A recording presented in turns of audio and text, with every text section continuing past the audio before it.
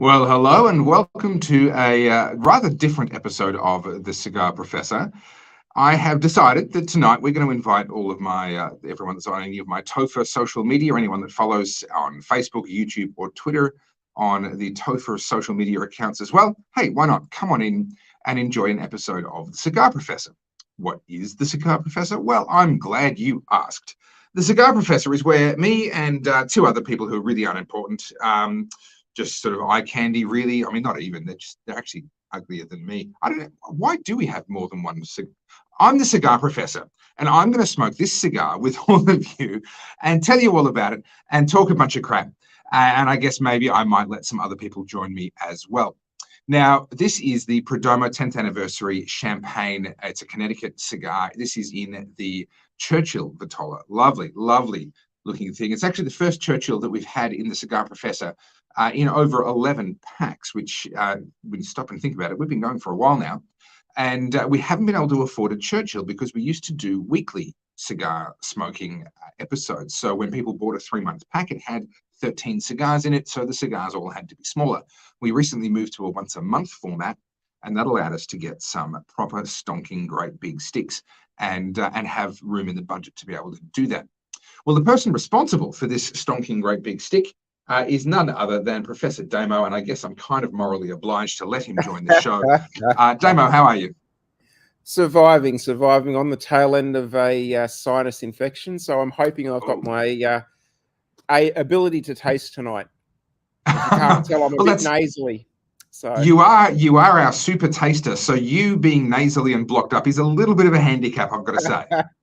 But I'm here. That's the main thing. You're here. You are here. I'm here. Now, there's a lot of very confused people. What do we got? We got about over 50 people watching at the moment, and many of them will have just stuck their noses in because they thought that TOFA was going live with something political, and it's not. It's actually something very much cigar related. Make it political if you like.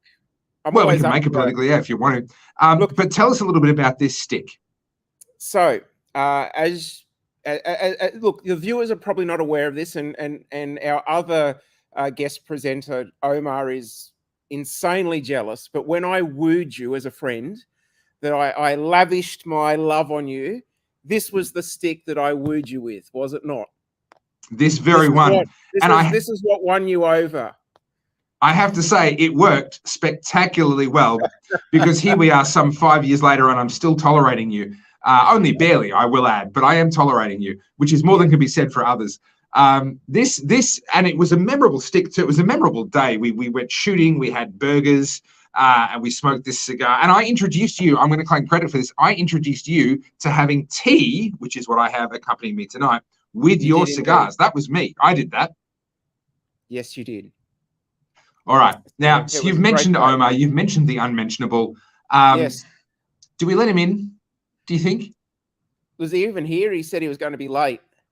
Yeah, I was hoping he'd be even later, but unfortunately he has showed up backstage. So am I obliged to let him in or can I like block him? Well, you're the only one that's got controls of the show. So, I mean, I'm a libertarian. I don't force anyone to do anything they don't want to do.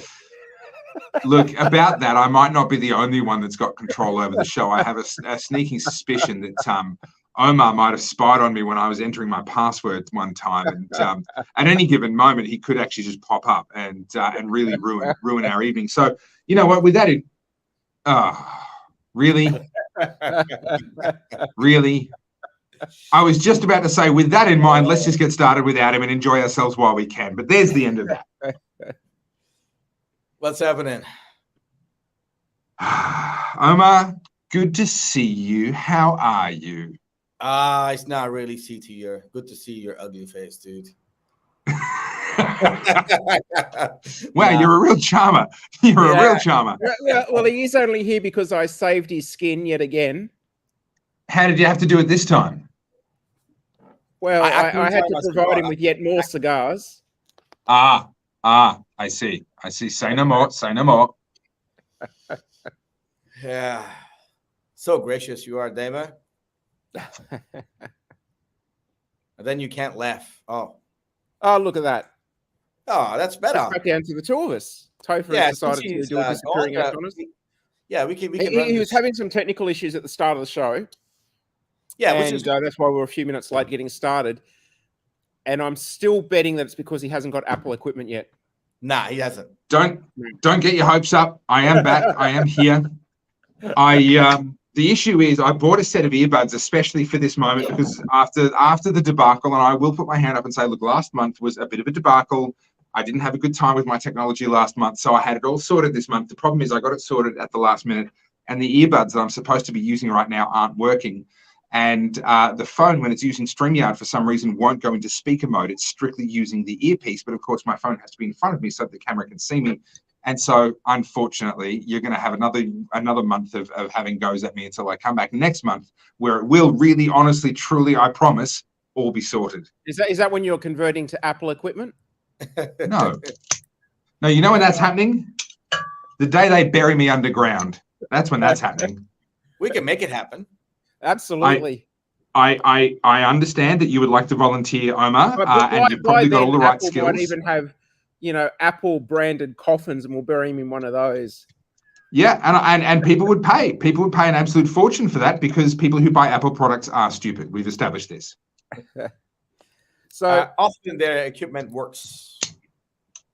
We've got new viewers tonight who probably have not witnessed cigar smoking before. So one of the things to let the new viewers know is that when you get a cigar, generally speaking, not always the case, the end of the cigar that you stick in your mouth has usually got a cap of tobacco over it so that you can't actually draw any air through it. And so you need to use a device called a cutter to cut the tip of the cap off so that you can breathe air through the cigar. Now, this cutter is a little bit unusual. As you can see, it's got a solid back on it. And the concept of that is that you don't cut too much of the cigar off. You really only want to cut a slither of the cigar off. So I'm going to cut that off. There you go. You can see it's been cut. And if I actually get the piece out, you'll see that it is a very, very thin piece of tobacco. And that's all that you generally want to take off a cigar, just the tiniest slither. And the other thing that you want to do when lighting a cigar is not to rush into lighting it. If you light a cigar too quickly, what happens is you heat up the tobacco too fast, and for the first few minutes of the cigar, it will drive off a lot of ammonia-based compounds that will give it a harsh, bitter flavor. So this is my little gas lighter, and as you can see, the flame isn't even touching the cigar. It's just the heat coming off the cigar. You know, like when you hold your hand over a flame, you can only hold it there for so long before it starts to burn. I'm using the same effect to heat the cigar, and then gradually what I will do is when it starts to glow evenly across it, I'll actually start to take a few puffs through it. And for those who are not familiar with cigar smoking is definitely not inhalation of the smoke. I call it wine tasting. So when you taste wine, you in the mouth, swish and spit. That's exactly what cigar smoking is all about. It's basically wine tasting of smoke. So as you can see, I'm starting to get a nice glow. And you want to make sure you get an even light up to start with so that it burns nice and evenly the whole way. If you get a bad light at the start and don't correct it, you'll be having a bad burn through the entirety of the cigar.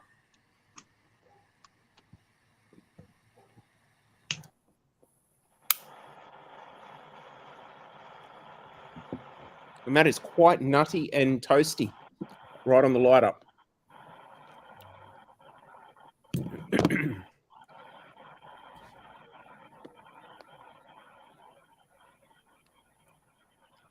One of the other things too with a cigar is you want the ash to build up as much as possible. The thicker the ash, it insulates what we call the cherry, or the piece of tobacco that's burning glowing red. And the more you insulate it, the less heat that you actually have to sort of make it get up to as you draw through to produce the smoke, which means it burns cooler. And the cooler it burns, the more flavor you get. Rather than getting sort of a harsh burnt smoke, you get to taste all these subtle flavors that are hidden in the smoke. Well, I got to say, right on light up, it's exactly what you expect from a Perdomo 10th anniversary champagne. And that was an incredible ring right off the start, right at the camera. And right at the camera for a change. I actually got one on target. It's quite remarkable. Now, this is exactly what you expect from this this blend. We know this blend well at the Cigar Professor. We've smoked, I don't know, we wouldn't quite be at every single Vitola, but we'd have to be getting up there by now with a lot of Vitolas. We've done the Puritos twice. We did the Purito in the first pack as the straight Purito. Then we did the infused version a few packs later that I infused. Then we've also done it as a Figurado. Yep. And I don't think we've done it in any other Vitola. This is the... Is that all really? We've had lots of other Perdomos, but not this particular one. And I just sort of felt as though we've done the smallest end of the spectrum. We did one, it was in the middle. And I thought, well, we might as well go to the other end of the spectrum and see what it is like. Well, it's not uncommon for me to actually find a blend that I really like and then find that I actually like it in a smaller Vitola. The Oliva V Melanio being a case in point, and I'm such a fan of the Oliva V that when Professor Damo made custom cups for us, he actually picked an Oliva V cigar band to adorn that custom cup. So thank you, Damo, for that. Very well chosen, because I am a massive fan of the Oliva V.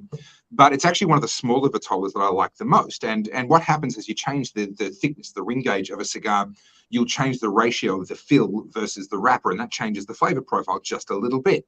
Then as you change the length, you change how it smokes. And if you get a Figurado or something where the ring gauge changes over the length of the cigar, that'll change how it smokes again. And I'm quite partial when it comes to just really wanting to enjoy the smoke, enjoy the cigar. I'm quite partial actually to the smaller sizes. But this on light up takes me right back to that day when we first met, and you offered me one of these. You bribed me with one of these. You bought my friendship with one of these, Damo. You hit me in my weak spot, and I'm reminded of why it worked so well. Yes, and it's got a really lovely draw to it. Perhaps a tad on the loose side. Look at that. Look at those rings straight off the cuff. You can't argue with a cigar that has that many rings built into it. This. Mate, if this thing's going to treat me like this, I'm already a fan. This is gorgeous. It's even smoother and more integrated than the smaller versions of this cigar. I mean, it's already a very smooth cigar. That's what the blend is. But there's something about, I'm assuming the length and the filtering effect that happens as the smoke is drawn through such a length of cigar. Just gorgeous. I mean, you almost feel like you could just breathe it without, and you feel like, don't, by the way, but you feel like you could inhale it. There's almost a very, very faint, almost fairy floss type sweetness on that smoke, on the tail end of that smoke that I'm detecting. Without question, an incredibly sweet smoke. So Daniel here, one of our Cigar Professor subscribers, he's smoking the same cigar. Tasting note from him, walnuts and cinnamon toast. The walnuts I'm getting very distinctly. That I agree with. The cinnamon toast, not quite so much. A little bit of toast, but I'm not finding for myself in this particular cigar, and every cigar is different. They're a natural product. We don't all get the same exact tasting notes. So I'm not saying that Daniel's wrong. I'm just expressing what's different about mine. I'm not getting much spice. There's not even that light bakery spice that we do associate with this blend. You guys? I am finding there's a creaminess there as well. And I think if you sort of look at it from the fact that we definitely got the nuttiness, we've got the toastiness, we've got the sweetness, and got the creaminess. I can actually see where Daniel's getting that cinnamon toast, because cinnamon toast, besides the cinnamon flavor, is sort of buttery and toasty as well, and sweet, because there's sugar in with the cinnamon that they put on the cinnamon toast. So, it's definitely in that realm of flavor profile. Now, Omar, can you shut up, please? Stop talking. You're talking way too much. You're just taking over the show, Omar. There was a whole lot of bullshit going on, so I thought I must stay away from bullshit. Topher, I can see you got no palate. Like, I get that. But Damo trying to talk cigar palate while he's got no sinuses. He's fucking acting like he knows what he's talking about. He's got blocked sinuses, can't smell his own shit, and yet he's talking about cigars. But anyway, I think Daniel does have a little bit of point there. I think I personally think it has some sort of light sweet spice. I wouldn't know if I call it a spice. It's so sweet, but it's more on the gingerish sort of bite to it. Yeah, gingerbread type of bite, but I wouldn't say cinnamon, because cinnamon has more profound flavor. It's more of a gingerbread type of bite, and it's absolutely creamy. By the way, I agree with Damo. He's right. It's definitely creamy. It's not spicy. It's more of a gingery type of nuances. I will say too is that depending on how hot you got it on the light up, you're more likely to get more of that spice come through if you heat it up a little bit hotter, which is generally with all cigars. If a cigar ever goes out and you relight it, for the first few moments after you've relit it, because you've hit it with a hot flame, you generally get a more spicy flavor coming out of it. So if Daniel's been just that little bit hotter in the temperature in his light up than what I have, that would definitely explain that spiciness coming through. Or his own environment and how long he had it out for and all sorts of things. Yeah, how long it's been dry boxed. I didn't get a chance to dry box mine tonight. It came straight out of the humidor, but it's smoking absolutely gorgeously. I don't normally dry box, but I actually did mine today. It's unusual for me, but I actually did. No idea whether it's made a difference or not, or if it's smoking exactly the same as it would have. But boy, this is a 10 out of 10 light up. This is as good as it gets. Now, Timothy Armstrong, Tim, good to see you again. Haven't caught up for a while. Says never had a great experience with Perdomo. Shut your ears, Damo. You don't want to. This is blasphemy. I'm devastated that he's had such a bad run with Perdomo, because, look, hand on my heart, I have had 2 Perdomos in my lifetime of cigar smoking that have not been great. One of them was with Omar. Right. But that being said, I have generally found when I've had problems with other cigars and have got very frustrated and just in the mood for an easy smoking cigar, and there's been a few occasions when I've had a ridiculously expensive cigar that I've just been unable to smoke, and I've tossed it in the bonfire or thrown it away, the next cigar I've grabbed has always been a Perdomo. And I've, apart from 2 incidences I've had one incident of tunneling, and I had one incident that I had to relight it. But on both of those occasions, once I corrected the problem, I was able to still smoke it without too much drama. Perdomo pride themselves on the amount of testing they do to try and make sure that they alleviate sending out any bad sticks. So, Tim, you got to understand. Reach out to me direct, send us a message. I wouldn't mind finding out like where he's supplying from, getting them from, and how he's storing them, and maybe we can work out, where the problem is, so we can get some good quality Perdomos. Now, Tim could be forgiven for not believing you, because everyone knows that you are Nick Perdomo's girlfriend. Well, But Tim, I will actually. Many layers. I mean, apart from cigars, Perdomo, and the hoodie, it's also the shirt as well. So and your opinions are obviously completely unbiased. And it's the lighter. So Tim, a slightly more neutral viewpoint would be mine. But it hurts me to say this, but I actually agree with Damo. They tend to be very, very well constructed, actually probably better than the average across the non-Cuban industry. And the non-Cubans tend to be better than the Cubans. So even amongst the non-Cubans, they tend to be at the better end of the scale for construction. So you've either had a really bad run, or quite possibly more likely, the supply chain through which you're getting them is causing them to either dry out at some point, or to have other storage issues that are translating into smoking issues when you get them. So there may be a supply chain issue there. Cigars are incredibly finicky, and it's just one of those things that has to be looked after perfectly from start to finish. Otherwise, you will end up with issues.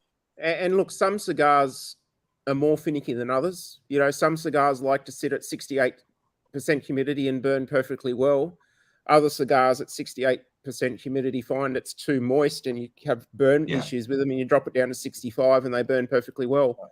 Yeah. So, and that's only 3% change in humidity, and makes a world of difference. I would say I think Topher raised a good point. I mean, Damo raised a really good point. Perdomo cigars, I don't remember having a bad Perdomo, like horrible construction where you can't smoke it. But I think what I find really, really fascinating is that Demo made the point that the Perdomo tests their cigars in terms of testing part more than others. And that actually occurred when he used to spend a lot of time under Nick Perdomo's table So the testing was happening underneath the table. So he counted every time he tested a cigar. He held on to it, tested it, shaked it a few times. Yep. No. So perfect. But it gets even better than that, because I've heard it from a reliable source that Damo was trained in his cigar quality control by what was her name? She's one of the best. Monica Lewinsky, that's right. Is the one who trained Damo in how to do the under-desk quality control, and that's why he's so good at it. That's why Nick Monica just Lewinsky's really quality control with cigars, my understanding, was deeply based with Gurkha. And we know that Omar's the Gurkha fanboy here, so but we'll stick to the testing under the table. So, guys, quite a slow burn. It's not in a hurry to burn at all. It's quite happy, just smoking away. Reasonable burn line. Not quite razor sharp, but pretty good, and certainly no indication for me that it's going to give me any trouble at all. Seems like I've got a good one. It's breathing well, breathing very freely. You guys? Yeah, look, it's slightly loose draw. Loose draw? Okay. Slightly loose draw, yeah. Slightly, not by much. It's still good, but slightly loose draw. But it's going really good for me. I'm loving the flavors. Absolutely loving the flavors. Even the foot smokies, man. Isn't it beautiful? Just a beautiful cigar in every regard. Very mild. You've got to pair it with very mild drinks. You can't, if you've had chili for dinner, you're probably not going to want to smoke this cigar because you just won't taste anything.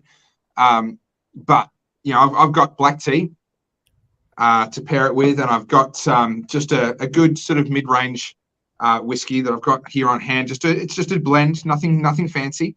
I haven't even started on that yet. I better do that. And if you just keep it simple in the drinks department, the flavor of the cigar really shines. Sorry, Omar. Pre-breakfast stick, I will call this. Well, look, you would call any cigar a pre-breakfast stick. Literally, before you've gotten out of bed, your hand is fumbling around beside the bed, looking for the humidor. You find whatever cigar your hand lands on is your pre-breakfast cigar. Yeah, but in all honesty, it's a very mild. Very mild. Very mild. Mild doesn't mean good or bad, to be honest. It's what mood you're in Just and means what mild. you like, it's your taste. Beautiful ring there. That was just straight hitting the camera, man. That was good. Tori, you're killing some rings today, man. Getting a few of them tonight. It's nice. Yeah, that's pretty good. That's pretty good. I'm waiting for Omar just to reach into his beard and pull out a cigar. You'd be surprised. Doris, I'm sorry to be giving you a hard time. It's not my intention. Go and have a good night. Do something else for the evening, and when you're ready, come on back. But look, today's not a normal Topher cigar slow chat anyway. We're not doing politics tonight. I mean, we may stray over to politics at some point, but that's not the point. We really are here. We do this every month. These are the Cigar Professors. This is Omar. This is Damo, and Topher. Obviously, you know who I am. And this is something that we do every month. So yeah, feel free once you spend a bit longer off the ciggies. Feel free to drop by when we do more in future. Yeah, that's a good whiskey, Daniel. It's a good whiskey for this kind of a cigar. Nice and mild. You know, it's not going to get in the way. It's not obnoxious. Sorry? Nope, I'm imagining things. Okay. Not the first time. I'm finding that nuttiness is actually transitioned from the walnut. I'm thinking it's going a little bit more like a toasted almond now. Something a little bit cleaner, less earthy in the nutty flavor. If anything, I'd say for me, what's happening is there's just a little tiny bit of fresh celery that's crept into the back. And that's freshened up the overall profile. Yep. But I wouldn't say it's changed what was already there. It's just there's another flavor stream that's come in and has shifted the balance. The other flavors are still there, but there's something that's now starting to compete with it a little bit.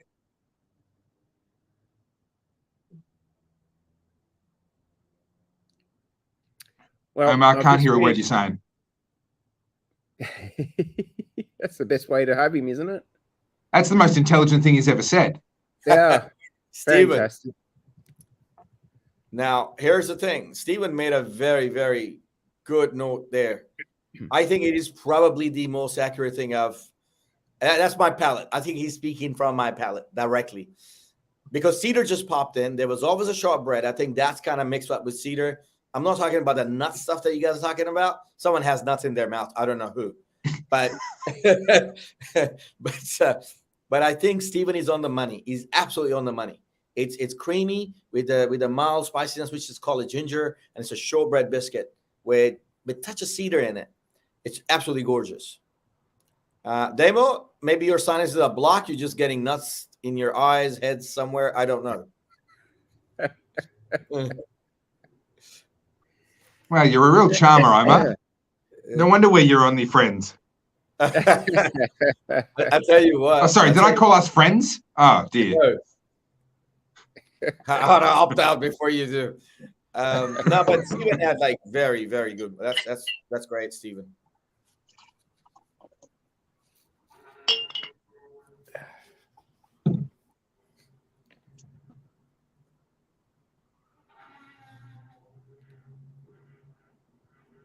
You're right, Daniel. I was thinking about this earlier today. We still haven't done bingo. We need to do our cigar tasting note bingo at some point. Yes. What are we up to now? We've blasted past our second birthday. Yes, we must be getting not that far from our third birthday. That's terrifying. Yeah, end of this year.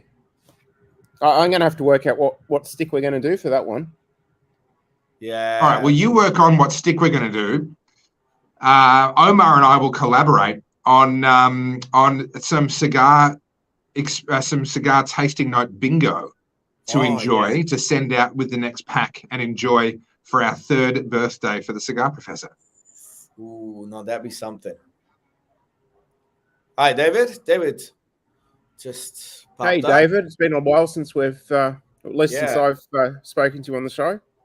Well, David had the gall to go and sail around South America and enjoy himself without the rest of us. So I'm still a bit offended by that, to be honest. I'm not sure if I really want him on the show. David's a good man. But I do actually, I agree with this tasting note here. The 10th anniversary range has been consistently good. I agree. Everything in the 10th anniversary range, I am a fan of. The Connecticut more than the rest, but nevertheless, the rest is still very good. The estate selection, absolutely 100%. We had one Perdomo that none of us liked a lot. I can't find it in my notes. Was it in the 20th anniversary range? I think it was the 20th anniversary Maduro. Yep. Yeah. I agree. We did a comparison between the 10th and the 20th. Yes. The 20th anniversary, we haven't tried the sun-grown or the Connecticut in that range. The interesting thing is, last week at the cigar trade show in America, Perdomo launched their 30th anniversary cigars for 30 years of being in business. I saw that. So at some point in the future, we'll be experimenting with the 30th anniversary range as well and see what they're like. Maybe we do a 3-pack where we get the 10th, 20th, and the 30th in a Connecticut, perhaps. I don't know. The 10th to the 20th, the 10th is consistently better because we haven't done them necessarily with the Cigar Professor, but I've had the 20th anniversary Connecticut. I've had the 20th anniversary Sun-Grown, and I would pick the 10th every single time. So I don't know. Is the blender getting worse with age? Is he losing his senses? He's gone senile. He can't taste anymore. I'm not quite sure what's going on, but I would pick the 10th over the 20th every time. I would say the only thing that I like about the 20th is it is tightly packed, more tightly packed. It lasts a bit longer. That's true. It lasts a bit longer, more bang for your buck, and it's a bit more deeper smoke. So I'm a little bit like him that 20th, particularly Maduro. Then when I had a couple, I think it's an absolutely gorgeous smoke. I mean, I can't separate them. In 10th, I probably go for the Connecticut more. In the 10th. I've got a very 10th Connecticut is among the best Connecticut's you can get at a reasonable price point. However, now Steven made a very interesting point. He's like, dude, I've got to say about that straight up. This is a tough one. This is a very tough one. Are you going to say something sooner or later, or are you just going to sit there just correcting yourself and stopping and starting for the next half an hour? I love Perdomo 10th Connecticut. And he's trying to compare the Connecticut with the Monte Cristo White. Now, again, being cigar stingy, Monte Cristo White is more of a more tobacco hit. It's slightly more bolder, and it lasts a bit longer. That's why I like a little bit touch more. That's my answer. Look, the Monte Cristo White is a great stick. We've had it for 3 Christmases in a row. It was our Christmas stick in our first year, our Christmas stick in our second year, and we're in our third year now. We haven't reached the end of it yet, so we're not 3 years old, but we've actually had a Monte Cristo White 3 years in a row, and they were all from the same batch, so they were getting 1 year older as we went along. Each time we came back to it with another year of aging added to that cigar, it just got better and better and better. It is truly one of the outstanding Connecticut's, but it's not. I don't think of it as a true Connecticut. This is a true Connecticut. The Ave Maria Immaculata is a true Connecticut. There are others that you're like, yes, it's a Connecticut wrapper, but they've used something bolder in the binder, or they've used something bolder in the filler that gives it that extra little level up. And that's something like a Lot 23, the Perdomo Lot 23, something like the 3x3s by Davidoff. And something like the Monte Cristo White, I would all put into that kind of a category. Yes, technically they're a Connecticut, but there's something else in there that adds that extra layer of boldness. So they're not a true Connecticut. They're not truly comparable, I don't think. But if I had to reach for one or the other, me personally, most of the time, but not every time, I would reach for this one. Yep. I'd agree. It's also a great stick if someone's new to smoking. This is a great stick to start them on. Yeah, for sure. I mean, look at that. Look at the way that ash is just stacking up. It's just perfect. This is a great question. This is a very, very worthy question, worth us discussing for a little while. I had 1 or 2 of these with the lads, and I like them. What are some good entry-level cigars? Well, there's 2 things. 1 is the right cigar. 2 is the right supply chain. Because you can get a good cigar from a corner shop tobacconist who doesn't know what they're doing, hasn't kept the temperature right, hasn't kept the humidity right, and you light it up and it's just like you're smoking ash all the way through, even though it was a good quality cigar. 100%. So there's really kind of 2 parts to that. I just going to interrupt you very quickly. What Topher said is just gold, because I lost my cigar. I was away in Queensland, I bought Angel Share, and I had to chuck it. Now, anyone and everyone who knows about cigars. Are you kidding me? Yeah. They know that Angel That's an expensive stick. It's an expensive stick, and I couldn't finish it. I had to chuck it. So please continue, Topher. I just want to quickly add that in it. What you said is just gold, because you can have a good cigar, but it's super important. You want to spend where you want to spend your money. Yeah. Okay. For me, there's really 3 just absolute automatic. Yes, try that as a beginner. 1 is exactly the cigar we happen to have tonight. It's a sophisticated enough blend that it's still good for experienced smokers like us. That's why we're smoking it tonight. But this is the Perdomo 10th anniversary in the Connecticut, otherwise known as a champagne, is what they call it in Perdomo speak. In pretty much any Vitola being the word for size, any shape of this blend is going to be a really beginner-friendly stick, but also have depth and complexity and interest for someone who might want something a bit more complicated, or someone who's a bit more experienced. The other go-to for me would be the Ave Maria Immaculata.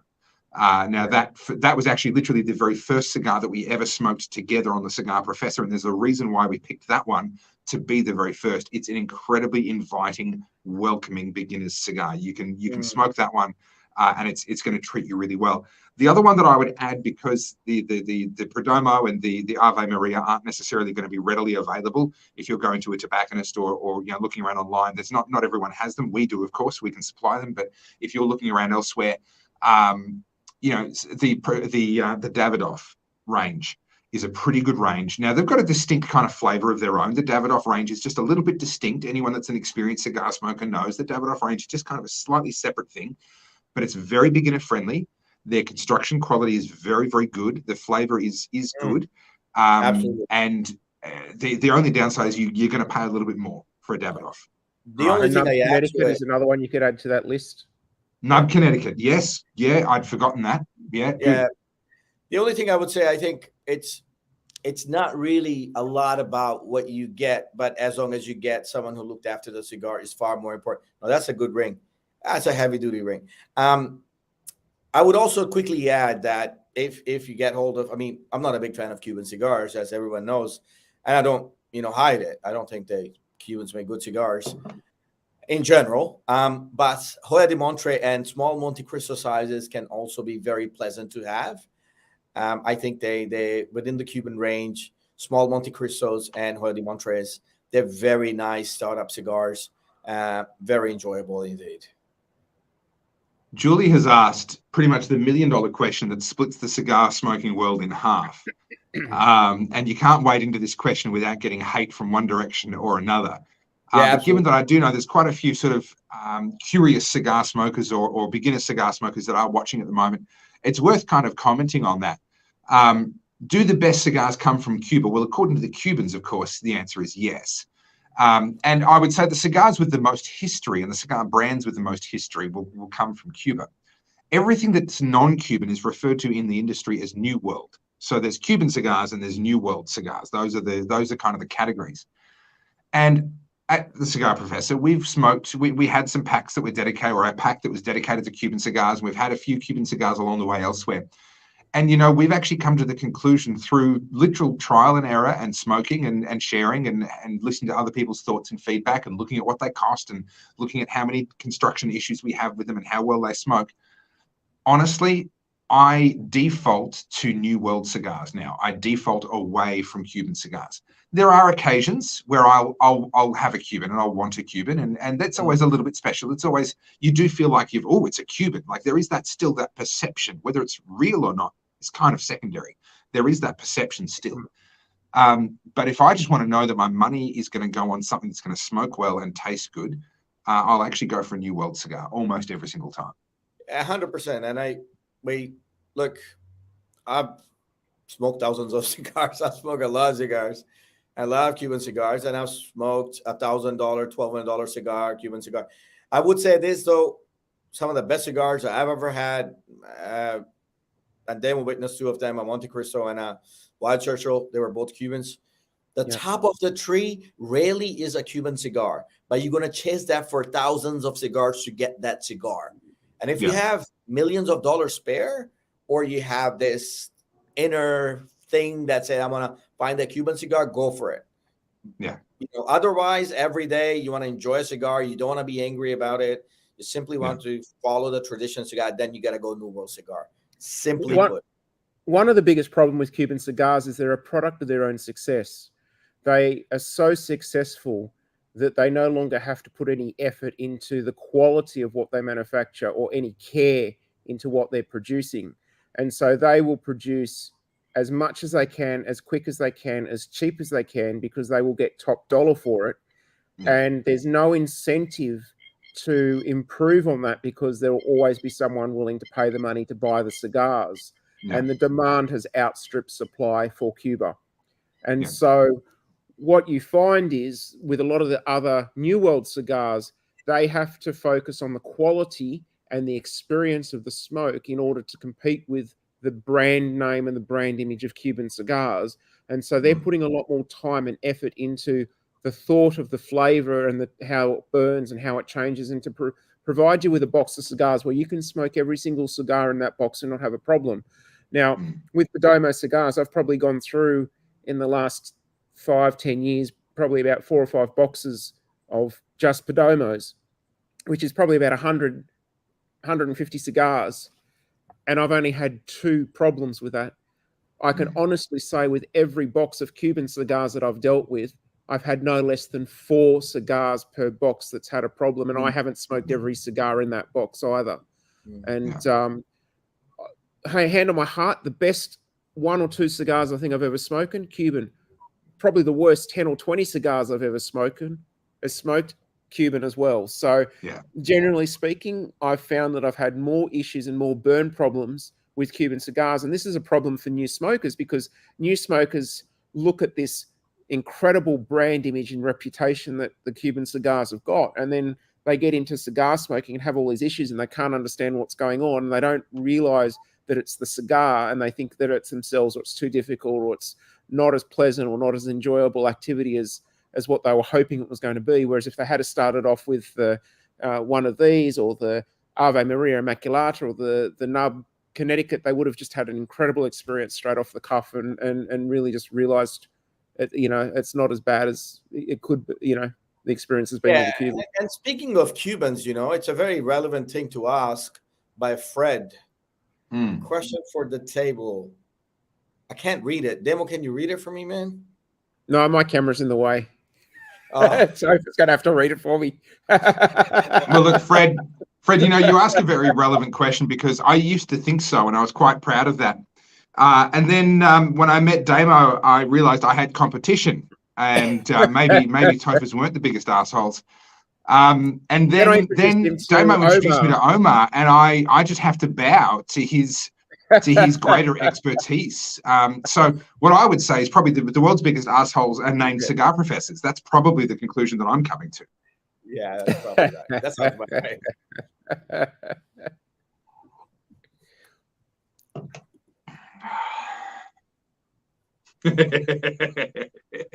right. No comment. For legal reasons, no comment. No comment.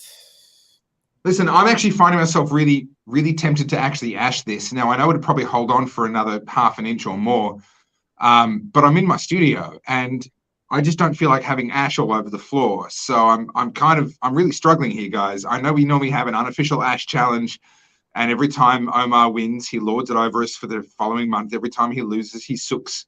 And I always enjoy that. But I just don't want to drop this ash all over my desk or all over my computers. Topher. Seriously, man. Well, that's where I'm at. Well, I already bumped. You've already dropped yours, Omar. You can't talk shit. Nah, the demo dropped it way before. He was the first one to go.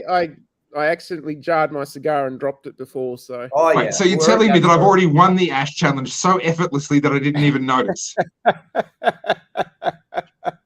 I didn't say anything. You blokes are useless.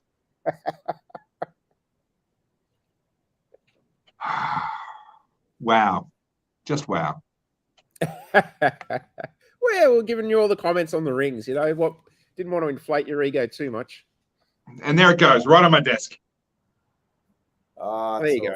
Better on the desk than on the floor. Well, that answers that question. I guess I'm getting ash on my desk. That's a demo question. He's talking about Nick Perdomo. I thought he was talking about Daniel Andrews. No, this is for Damo. All right.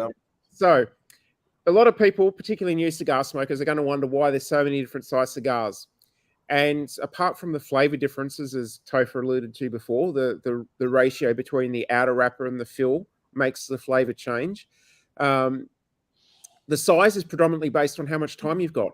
This is a 1.5 hour stick, whereas if you've only got, say, 20 or 30 minutes, you'd probably want to smoke one of the little puritos, which is probably about the size of your ring finger in size. Oh, not even, probably maybe pinky. a pinky. Yeah. Yeah.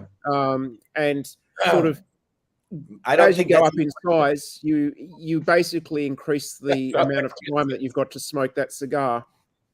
But as far as how far you go down in America, generally speaking, because cigars are so ridiculously cheap and there's next to no tax on their cigars, they smoke to the ban, they put it down, and that's the end of it. They literally smoke to sort of here-ish, and they'd leave all of this. They would just put in the ashtray and they'd pick up another one. Yep. Stuart, no one asked you. No one asked you, Stu. No one asked you. You're not under the challenge. Yeah. Just hide that comment. Why? Like he's got the ash, man. Let it be. Losers, man. But in Australia at the moment, the tobacco tax is $1,754 a kilogram, or $1.74.5 per gram for tobacco tax. That's on top of the cost and shipping. And then on top of that, they add GST and customs duty. And because of that, a cigar like this has probably about $33, $35 worth of tax on it. And so because there's so much expense in cigars in Australia, what you generally find is Australian cigar smokers will generally, what they say, smoke right down to the nub. So they'll literally smoke it down until there's nothing left to hang on to without burning their fingers. And that's just general practice in Australia, just because they're so expensive, and it's it's a luxury. You can't afford to be throwing away, $10, $15 worth of cigar like you could in America, where it would only be worth 50 cents or $1. I think the bottom line is you could go until you enjoy it. It's simple answer. When you feel like you're not enjoying it after you bellow it, which is to clean the cigar, you push some air through it. If it's still going harsh on you, you just put it down, you retire it. As simple as that. Yeah. And this is potentially one of the stings in the tail that can come with your really big sort of cigars, especially your really long cigars. As you smoke a cigar, you're drawing the smoke from the front of the cigar into the base of the cigar. And over time, what that can lead to, depending on the blend, how fast you smoke, and how much humidity is in the atmosphere, there's all sorts of variables. But what you can end up with is actually quite a lot of tar and quite a lot of sort of smoke byproducts being trapped in the tobacco down the back here, which means that once that burn line actually gets all the way down to that, you can end up with a cigar that really turns on you, that can get really nasty. And it can often be quite sudden. You'll be smoking and you'll be enjoying it and thinking, oh, this is still good. And then 2 puffs later, all of a sudden, you're like, ugh, like what has just happened? And what's happened is you've got to the part of the cigar that was trapping all of the, you remember when we lit this up, I was commenting on just how incredibly smooth it was. Well, that was in part because of the filtration effect of all of the other tobacco capturing some of the other nasties on the way down. That then comes back to haunt you as you try and smoke it all the way to the nub. So a cigar like this, that's this long, a Churchill, I would not expect to be able to smoke it all the way to the very end without it turning on me. It's probably going to turn at some point in that last inch or so towards the end. And at that point, I'm just going to throw it away and just say, thank you very much. That was a great cigar. I'm not going to try and smoke it beyond the point where it turns on me. Whereas a shorter Vitola, like a nub, so there's a brand of cigar called Nub, made by the Oliva factory, actually, which is my personal favorite brand of cigar. And they're only this long to start with. And with something like that, you'll smoke it all the way down to the very end till it's burning your lips. And you're still like, no, keep going, don't stop. It hasn't turned on you because it hasn't had that length to be capturing all of the tar and everything else all the way through. So it's personal preference. It's the specific Vitola of cigar that you've got. And ultimately what it comes down to is if you're enjoying it, you're right. If you're not enjoying it, you're right. Right? If a cigar tastes good, you're right. If it tastes bad, you're right. Okay? You do what you enjoy. Another thing on that note too is, generally speaking, in much colder conditions, and also particularly when there's a lot more moisture in the air, you generally find that transition to that harshness can often kick in earlier. That sort of cold, damp air tends to cause more of those tars to build up and precipitate out sooner. And you'll often, in colder weather, not be able to smoke a cigar down as far as you would, as you say, in the middle of summer where it's a nice, warm, balmy night. That's just from my own experience.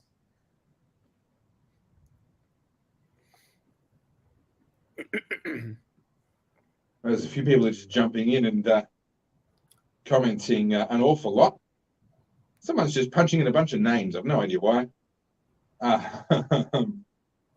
If you're, this is actually a good point. If you're new, remember not to smoke the label. The band comes off. Yep.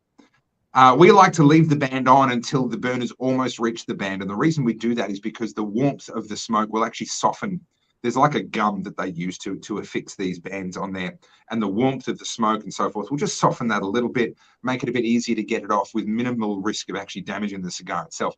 You can take it off before you even light the cigar up. Lots of people do that. But I think if you want to do that, you've got to exercise just an extra level of care. I mean, at this point now, this is even just loose sitting here, right? So I know that thanks to the warmth that's come through this already and just loosened it off, it's going to come off the cigar without causing any damage at all. So we tend to leave the band on for as long as we can. But remember, do not smoke the label.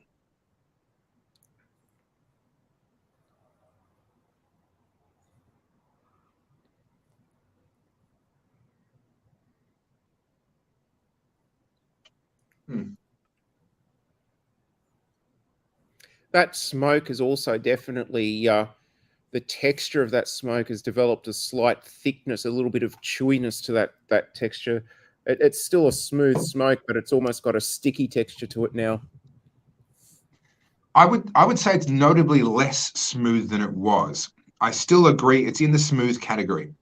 But the smoke, the foot smoke in that open, in that first, not even first third, that first half of a third, was some of the sweetest, lightest, most delicate cigar smoke you're ever gonna find anywhere. Now it's still very light. It's still very smooth. It's still a lovely atmosphere that it's created here in the studio. But that first little bit is almost like magical.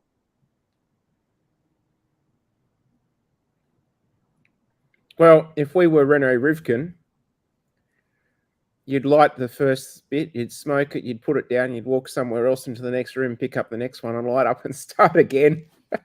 He was renowned for starting cigars every time he changed rooms. Mate, I would love to have been his housekeeper, because I'd just be taking all of these mostly unsmoked cigars, just snip off the bit that he smoked and just get on with it.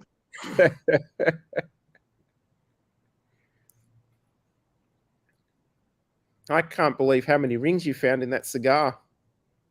Look, whoever rolled this cigar, I'm a fan of that cigar roller. I just want to have exclusive access to all of their cigars because they roll an enormous number of rings into their cigars, which is always nice.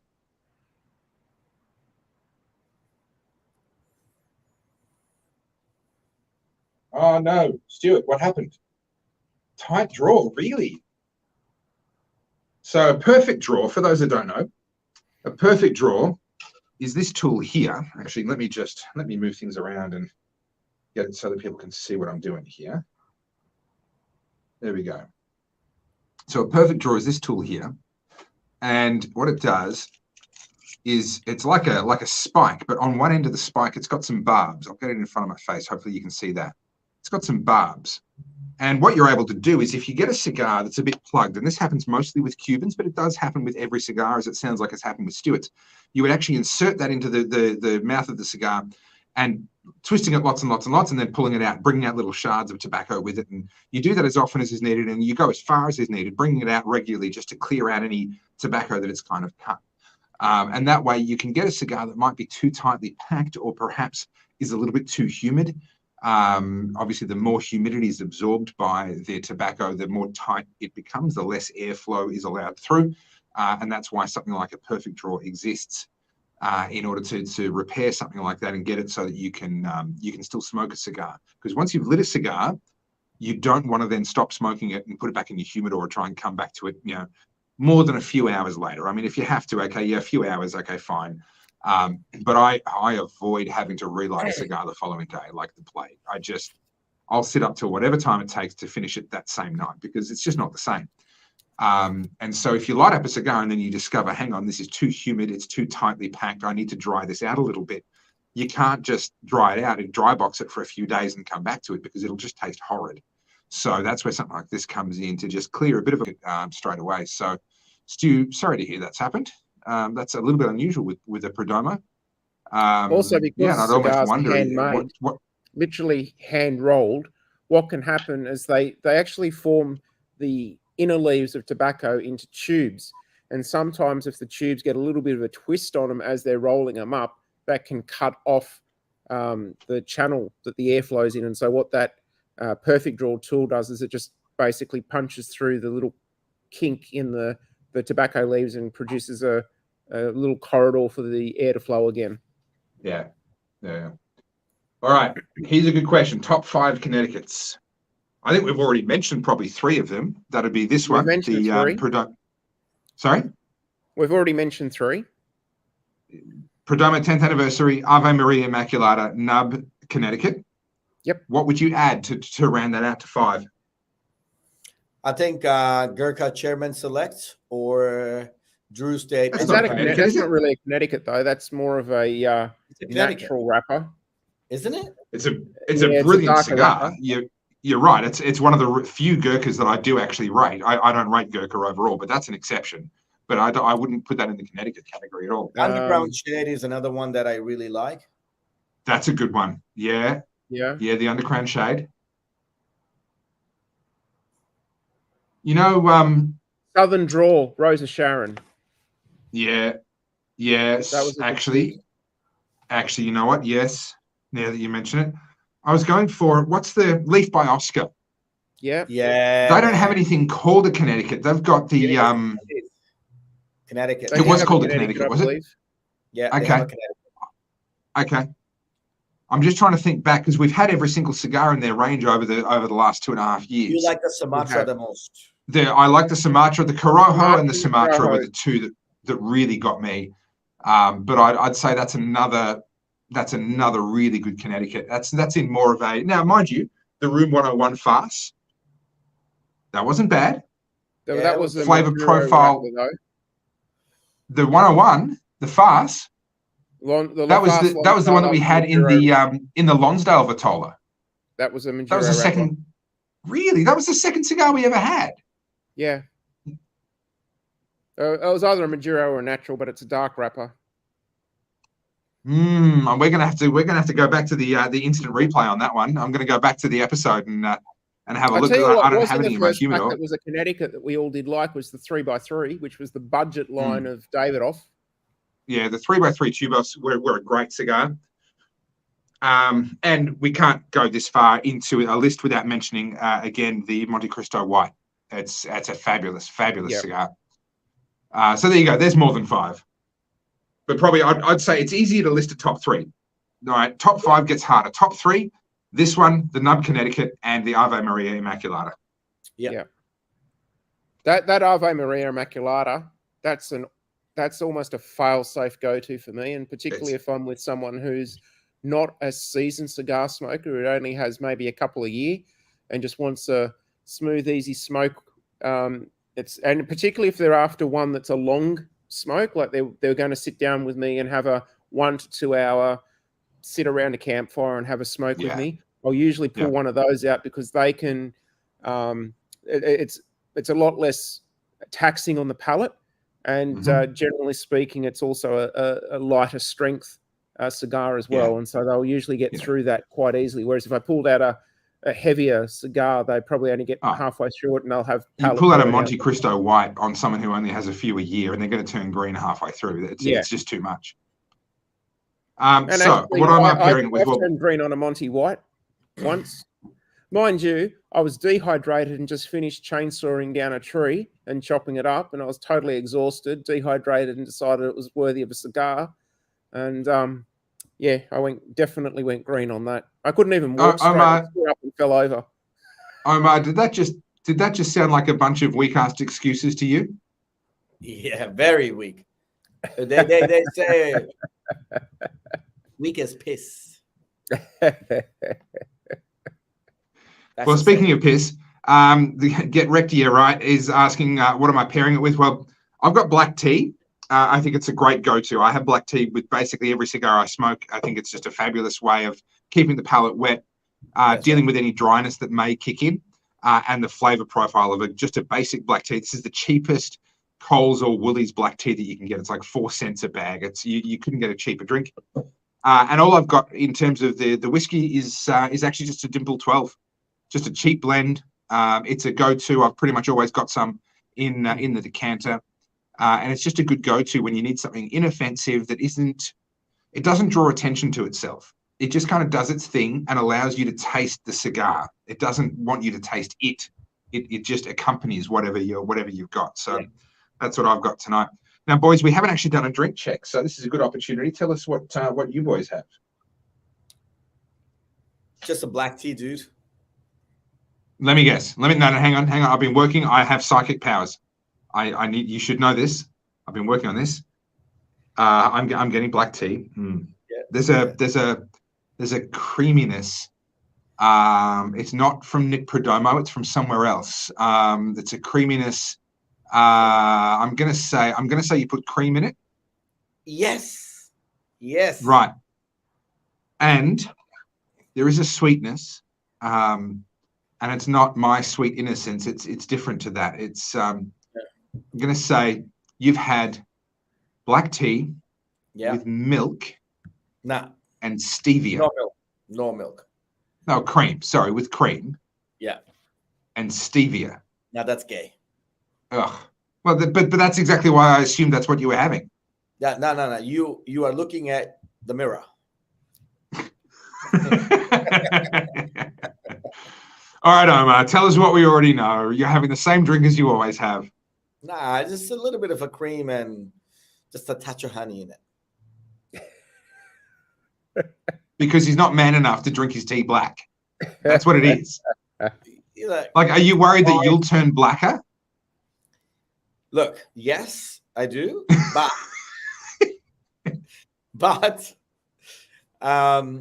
when you smoke more than 1 or 2 or 3 cigars, that honey, it's just such a soothing effect. It's the key. See, I used to agree with you. That's why I used to drink port with my cigars. And then my balls dropped. Yeah. And I couldn't handle the sweetness. I needed like a man drink, which is why I drink whiskey neat. No ice, no water, no nothing. I just drink whiskey neat, not bourbon. None of this sweet ass, like syrupy crap. Whiskey, like a man. So let me get this straight. Are you alleging that you used to have balls? I'm alleging that you grow a beard to compensate for the fact that you have to put milk, put cream and honey in your tea. I always had the beard. Compensating, that's all. Speaking of compensating, Damo, I couldn't help but notice, you've really gone for the big cigars recently. Yeah, look, I just felt as though Omar could actually go with holding something of substantial girth in his hands. Yeah. In his little tiny girl hands. That's fair. Yeah. All right.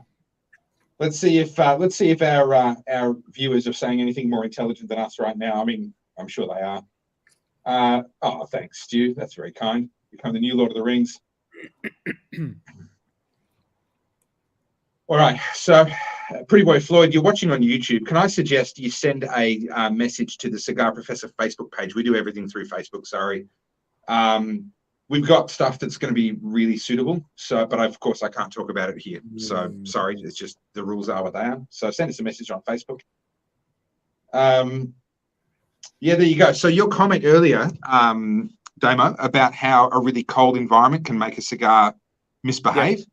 Yeah. Stu is confirming he's in the freezing cold, and he's the one who earlier told us he needed to use the perfect draw in his cigar. So probably not a coincidence.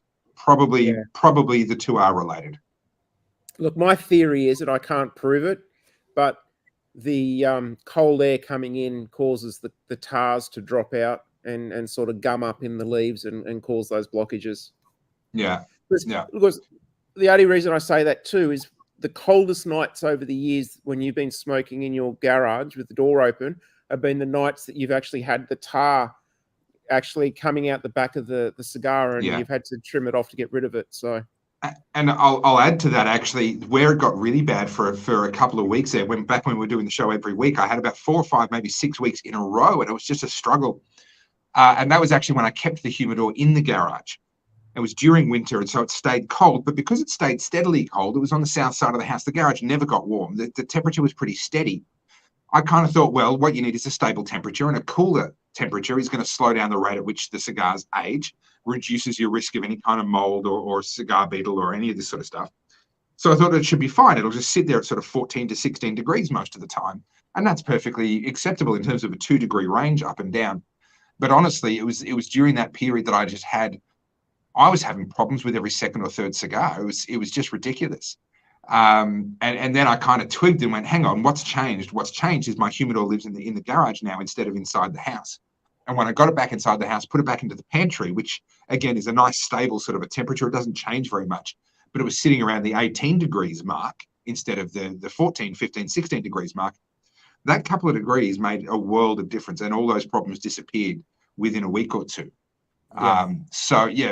Cigars don't like the cold, and I don't think it's a coincidence that where they come from, it's a warmer climate. It's your Caribbean, your more equatorial sort of a climate. And that's where they get smoked the most as well. And I think they like the warmer temperatures. Yeah. So Stuart, the moral of this story is, if you're in the cold area smoking a cigar, you need to get yourself a man cave with a nice fireplace and get it toasty and warm, and sit inside next to a warm fire and smoke inside. Mm-hmm. That's the idea. 100%. 100%. Now, was Daniel, that a very unusual sideways ring that I saw just drop off the screen then? Yeah, it just depends on what's happening with the airflow around the room. It just sort of pushes them around in different directions. Daniel. He says, I can blow as many rings as he does with a whole cigar in just about 5 draws, but okay. Yes, Daniel, there's a reason why you're not invited. Because I want to look like the Lord of the Rings. All right. So you just back in your box, sit in Well, the garage, actually, what we blow all the should do rings is you we want. should set Daniel up against Aaron in a ring blowing comp and see which of the two of them rings wins. No, sorry. Can we never ever use the phrase ring blowing without starting with the word cigar? Cigar ring blowing competition. Okay, can we just? It's an important distinction, guys. I mean, if you Google cigar ring blowing and then Google ring blowing, you're going to get a very different set of results. I'm just saying. Okay, very different set of results. The Ave Maria one is called the Immaculata. Now, the whole Ave Maria range is pretty good, but for me, the Immaculata is their standout cigar. That's the one that they've just got absolutely spot on, and I would rank among the best Connecticut's in the world. And the Immaculata is a lovely a blonde tan color, and it has a second silver band below the main colorful band that has Immaculata written on the silver band. That's the best way you can pick it when you're looking.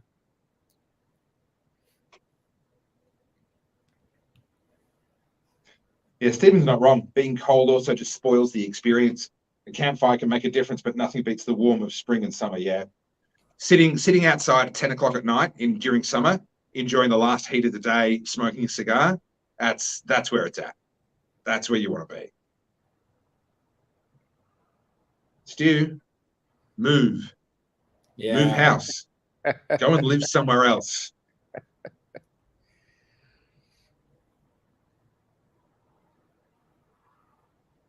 Steve, I've tried pipe smoking. I've tried and given up. And then I go back to it and I try again and then I give up again. I'm in that same category. I'm in that same category. I've tried many times and they're finicky. If you pack it too hard, they don't draw and burn well. If you pack it too loose, they burn too fast and hot. It's definitely a technique that I am yet to master. And the thing that I really don't like about pipe smoking is the actual moisture accumulation in the pipe as you're smoking it, and then you accidentally end up sucking some of that up. What I have learned, though, and I was listening to, it might have even been Steve Sarker talking about this, or one of the cigar guys in America, when he does pipe smoking, he'll actually put the pipe tobacco in between 2 pieces of paper toweling and microwave it for 10 or 15 seconds just to drive off that little bit of moisture before he packs it in to sort of cut back on the amount of moisture accumulation in the bowl, which I haven't tried yet, but that's something next time I pull out a pipe and try it, I'm going to do that. Pipe smoking is shit, and it's not worth a fucking time. How's that for a change? Get that Omar, the thing that frustrates me about you is how much you beat around the bush and don't tell us what you really think. I just sometimes wish you'd just come out and say it, right? Just come out and tell us what you think. I'm not that straightforward, dude. I'm trying. I'm working on it. I'm not very intentful man. Working on it. Now, Omar, Domo recently remembered that I exist and gave me some cigars to test and to try to see whether we wanted to include them in future packs. Now, I know that's normally a role reserved for you, and because I was a Victorian, I wasn't fit for such duties. But obviously, now that I've moved into New South Wales, even if only just, obviously I qualify all of a sudden. So he actually sent me some. And he sent me some that actually have pipe tobacco rolled into them. So it's a cigar, and the cigar itself hasn't been infused or anything like that, but it's got some pipe tobacco in it. And I have to say, I have a renewed appreciation for pipe tobacco, but in the context of a cigar. I think for me, it's not the flavor, it's the pipe smoking experience that's wrong. I'm assuming you've tried some of the same sticks. Yeah, and they were seriously amazing. I think, obviously, it feels tight. It's a slightly different kind of cigar, but I really, really enjoyed it. I really enjoyed it. It was good. Yeah, and I can't smoke in. Sorry, I cut you off. What was the end of that? I thought it will probably have problem with this burn, but it burned just throughout well. No, burnt beautifully. Yeah. Yeah, burnt beautifully. Yeah. So it was amazing. Absolutely amazing. Just so Yeah, you it's a also funny one remember, because I thought I didn't there's like the 5 taste. different ones I gave you. So they all we had one. You and I had one together, and that was great. glorious.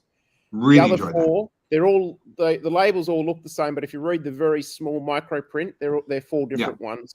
4 different. So I had the number 1, blends. and that gave me endless grief. That just was nothing but trouble all the way through. And the other 3 are still waiting to get tried.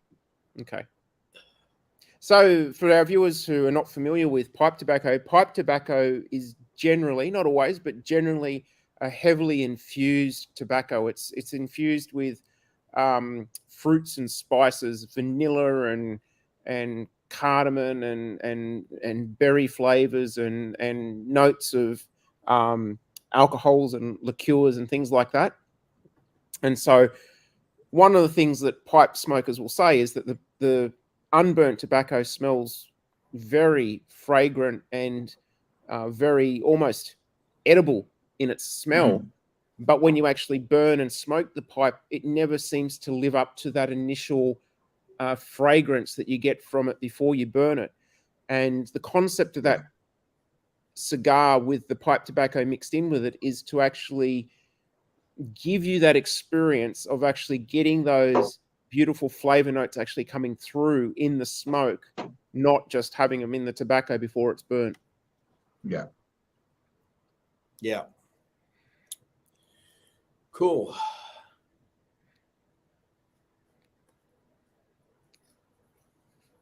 Yeah, so Stephen, those cigars that I've given Topher and I've going to be doing some with Omar are the Stillwell Stars. So the one that we actually, I've had it with Omar and I also had it with Topher was the Stillwell Star Christmas 2022. And it was the Navy number 1 that Topher said he had the trouble with. We've also got the other couple of ones in the range, the English and now to be clear, the other one called. Yeah, to be clear, the when the burn issues weren't happening, the flavor profile was lovely. But as any cigar smoker knows, once it's not burning properly, you're not getting the proper flavor profile anymore. The whole point is all of that tobacco has to be burning at the same rate to give you the flavor profile that the blender intended. If the middle goes out, if one side goes out, if the edge, the wrapper starts to go out, any of these things happen. If it starts to tunnel, your flavor just goes straight away. Often you know you're having a burn issue often from the flavor change before you can actually see it, before it's actually visible to you. Once you're experienced, once you know what you're smoking. So in those moments where it kind of corrected and it came good for 10 minutes or so, the flavor was there. It was good, but I just had so many different issues over the length of that cigar, including a tunnel that ran through the middle of it, that I just couldn't enjoy it. I just couldn't.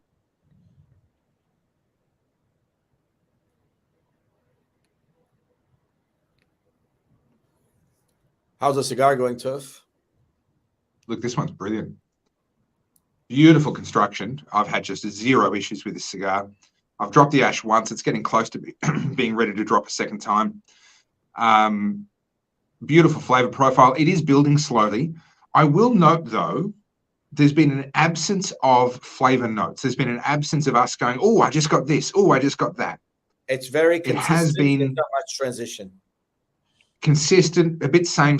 Now, that's often the case with your milder cigars. You get your surprises from your bolder cigars. They're the ones that are going to have a bit of stem or a bit of something that will just give you that flavor note for a moment. So it's not unexpected. No. But this really is a cigar that lends itself to what we're doing tonight, which is just having a good chat, really focusing less on the cigar. The cigar is an aside almost, to a good conversation. Having said that, beautiful. I'm finding that ginger spice has ramped up slightly in this final third.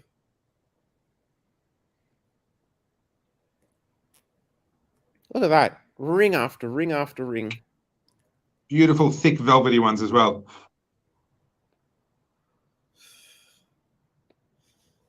Good rings. Topher is just frozen, dude. Like, he's gone. He has. Fuck, you need to get a new computer or some shit. I don't know. I know. Whatever he wants to do. Oh, that was nice, Toph. You're back. I don't know what your problem is. Mine was fine the whole way through. He hasn't got his fiber connection yet. That's the problem. Oh, that's right. Fucking excuse after excuse. I actually do. They finally hooked it up, but I'm on the phone at the moment, and so that just goes through 5G. But we ordered fiber on the 12th of February this year. It was finally connected and actually working on, I think it was the 16th or the 20th or something of this month. It took more than 6 months to run a fiber optic cable 1 mile. And they connected it, physically they connected it over a month. They connected it about 6 weeks ago, and the tech was standing there and he did his tests and he got all the right lights. It was all like, it was working. And he said to me, hey, you're all good. You know, it's fine. You should get a text message in the next couple of days telling you that you're good to go. I got a text message about 3 days later telling me I'm good to go. I get in touch with my internet service provider and they're like, oh, sorry, we haven't had it updated in our back end. We can't connect you. I'm like, well, I've got the SMS. Like, surely they're not going to send out the SMS and not update, right? And so back and forth for a couple of weeks, asking for updates. And you can't talk to NBN Co directly. You have to go through your ISP. So they're asking for updates from the NBN and then getting back to me with the information. It's just like, no, it's not working. It's not working. Finally, they get an update saying, oh, we've connected all the hardware. And we're like, well, that happened like 5 weeks ago. And a tech comes to my house, and it's the same guy that connected me the first time. And he is in a bad mood. He was in such a bad mood, not at me, but he was ropeable. And he says to me that they spent weeks working their way up one side of the street, putting in junctions at every house so that every house along the way could connect to that same fiber backbone that they were installing, right, to get to my house. And they did that up one side of the street. And some nuffy at NBN had gone and designed a second parallel line up the other side of the street. And somehow NBN Co had lost track of the fact that they were building a line up my side of the street. So they connected me to my side of the street. And at the time it was all connected. And then when the other side of the street started, it all got disconnected and it didn't work. And then finally they finished the other side of the street and then they connected me. He was back to connect me to the other side of the street. And then once that's done, he's being sent in to remove all of the hardware from his side of the street. And he's like he was angry. Like, he's getting paid. He's getting paid to do it. It's not like he's getting ripped off at an individual level, but he's just angry. He's like, this is perfectly good infrastructure that we've just replicated for no reason. And teams of people have spent weeks digging pits and putting in junctions and ripping up footpaths and all sorts of stuff to do this. And it's just a complete waste of taxpayers' money, and meant that I had to wait an extra 5 or 6 weeks after I should have to actually connect to the NBN. Ridiculous. What happens if someone on your side of the street now wants to connect, though? They got no, they only need to run up one side of the street and they can connect both. That's not the issue. But they didn't need to run up both sides of the street. That's the issue. Right. They just needed one fiber line running up one side of the street and everyone would have been happy. But somehow they lost track of the left hand didn't know what the right hand was doing, and they went and built both. I still stand by my statement that if you want to bugger something up and blow it out of budget and never be able to deliver on its completion of the project, just give it to the government to do. Oh, for sure. Guaranteed. For sure. You're preaching to the converted here.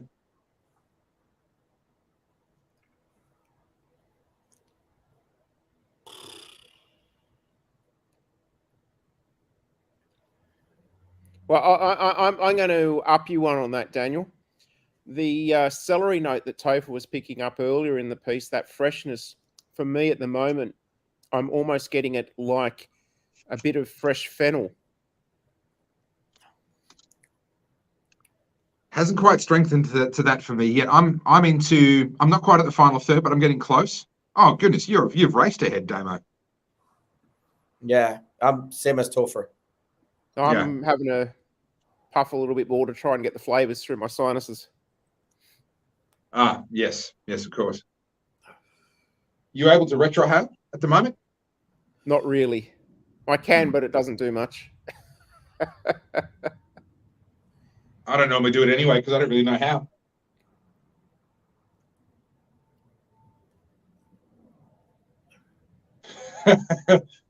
I feel Topher's paying the whole NBN Co is a giant waste of cigar duty. Wow, way to make it feel personal. Spending my cigar duty on that. So, boys. So, speaking of this NBN thing, My friend, I've got a bunch of people that aren't my friend, but they're friends because her wives are friends with my wife, right? So I don't fucking like them. I don't like them. Don't want to spend time with them. Hopefully, none of them are listening. This but is going to be a great story. You just know this is going to be a great story. Just figured out that one of them smokes cigars. So I was like, oh, you saw me smoking cigars. What do you do smoking cigars? It's like, oh, yeah, that's what I do in my spare time. And we kind of become closer and we start talking. And now we smoke cigar every now and then. We go to a cigar. So shisha bars, they don't have a cigar. So just going from that story that you were saying about the NBN. So he's quite an accomplished engineer. And he's going to AGSM, which is the most pioneer place to do MBA in Australia, whatever. So I was like, talking to him, so what exactly do you do? I'm not going to tell you who he works for. So he works on projects that starts from, 200 million goes up to $1 billion and so on and so forth, the government projects. His job, are you ready for this? His job, when they do tendering, they know they're going to do the best tender. They're going to win the contract. Good. His job, that dude in question's job, is to then find ways to extract hundreds of millions on top of whatever. And he was so excited. He goes, this is me. He goes, when shit goes wrong, I justified that money, and that's why they pay me. And he was saying the process and how he does. I was like, oh my God. He goes, they start with that. That's why I'm on the books. Well, this is an open secret. Even the politicians and the bureaucrats that approve these contracts, they already know this. Yes. And it's in both of their interests. Think about the politician that's making the announcement. Oh, we've commissioned this project for this amount of money. He wants the amount of money to seem like less, right? So he has a vested interest in picking a tender that has a lower price. The problem is, the problem is that the lower price, like when the pressure on the tender is to get the lowest possible price, they start to underquote, or they start to strip away things that are kind of needed, because they know, as the company that's doing the tender, they've got to come in with a really good price. So it's now accepted and it's normal. And I know this because I know people that work in road construction, big road construction projects, involved in the tenders and involved in the engineering. That what they do is they put in a tender that has a really good price on the front and heaps of clauses and contingencies built into it. This is the price, unless this happens, in which case they will add that. And unless that happens, and it's just accepted and known that in those contingencies is a whole bunch of basically business as usual. Everyone knows that those contingency clauses are going to be activated and that money is going to be spent. But it's in the best interest of the politician to have that cheap price up front. Yes. And they just know it's that price is a lie. And you know what's the most interesting part he said to me? And that's verified by another person whose job is to look at numbers and statistics. I mean, as in money statistics. Sure. Not just any statistics, right? That's what he does. And they both said one thing to me. They said, do you know any project that hits, by the way, it's all cigar conversations. They only happen in cigars. A project that hits a B next to it. He goes, there is no software, no assessment ever in the world that can verify anything. When you start hitting B's, there is absolutely zero idea that anyone has when you start hitting the B's. Oh, I was like, you fuckers, you motherfuckers. Well, what does it mean when they start hitting the hundreds of billions? Yes. Down in Victoria, we've got this suburban rail loop that's going, and they're quoting, I think, 100 or 120 billion off the top of my head. I can't remember what the number is. It's like, at that point, like that project is so big, a 10% overrun, a 10% budget, which we know they never come in at only a 10% budget overrun. They come in at a 50% or 100% budget overrun. But just a 10% budget overrun is $10 billion. It's absurd to be building a project at that scale in a single hit, quoted as a single project. Is just madness. Tove, only if you knew the way they fuck up the weather data. what had happened in past. Oh, Yeah. oh my God. This is just crazy. Yeah. Yeah. It's ridiculous. And we have only ourselves to blame for how ridiculous it is. Yep. It's just Well, infuriating. in your own words, we get the government we deserve. Sadly, yes. Sadly, yes. There's a bunch of viewers that have faithfully stuck around, putting up with the smoking cigars, waiting for the political conversation to finally start. Well, here you are. The political conversation has started. So it takes that much of a cigar to get into decent conversation. See, this is why I think we should mandate cigar smoking in Parliament. Yes. Yes. And parliamentary debate and question time can't start till at least 45 minutes into the cigar. Yeah. Yeah, absolutely. Oh my God. Man, I'd love to see some of them on a nicotine hit. They'd be turning green. They'd have to bring in buckets, not as spittoons, but as puke buckets next to all the MPs' seats. I love this stuff. So Fred Bloggs has chimed back, and he's a regular troll of mine. Topher, you're a gopher-headed bore, and yet here you are an hour and 26 minutes and 30 seconds into this video, and you're still hanging around like a bad smell commenting. So welcome, Fred. Stick around. It's like, it amuses me so much. These people put effort into trying to troll and making zero difference as a result. And I sit there, I think two things. Number one, if you actually put that effort into doing something constructive, you might actually do something good with your life. So, number one, misallocation of resources here, guys. Do something useful with your life. Number two, they often like to, and in this case, he didn't, well, I mean, he kind of did, you're a gopher-headed idiot, whatever. He's trying to demean me and the contribution that I have, right? And you go, well, hang on. If you're demeaning me and saying that my contribution is meaningless, then how meaningless is the contribution of someone who's spending time trying to reduce my contribution? Right? He's trying to detract from what I'm doing, but he's doing it by saying I'm doing nothing. So he's trying to detract from nothing. Like, he's literally putting himself in a position where he is meaningless.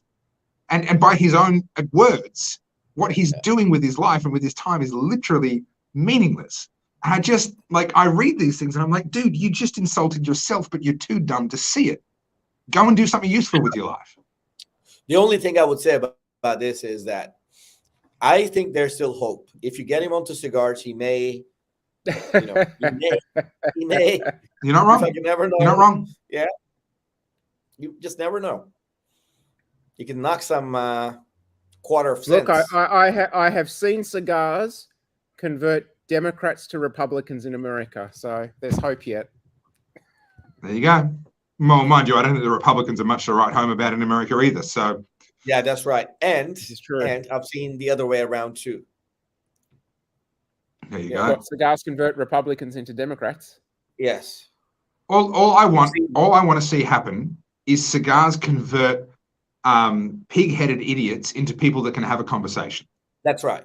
Which is very. If that can happen, then the world becomes a better place. Which way they go politically, blah blah blah, whatever. Don't mind. Just if it can convert someone from an idiot into someone that can have a conversation with someone they disagree with and actually have a real conversation, then it's a win. That's a win. That's 100% win because of the fact of the matter is, I think twins can have very different opinions. It's absolutely okay. Sure. But to be able to discuss that and why you have that is the key. Yeah. Yeah, I want to be a total anarchist in the political spectrum. I just want to get rid of the parties altogether. Just have everybody as an independent representing their constituents and let them vote according to what their constituents want and their own personal conscience.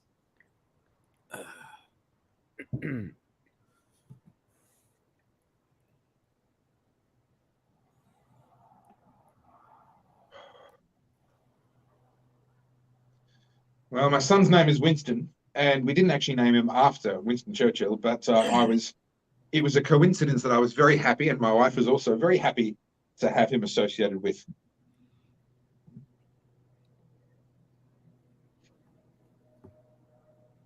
Yeah, that'd be an interesting reform. We've lost the art of debate in cigars. I agree, Daniel. I agree. Well, Winston Churchill certainly knew how to debate, and he smoked cigars, so case closed.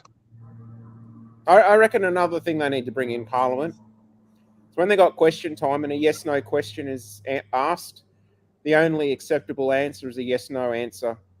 No, disagree. You disagree on that? Yes/no answers can be framed as a trap.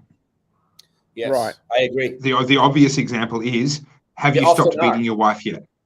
Okay. Yes. Okay, that's the obvious example. No, I completely disagree with you on that one.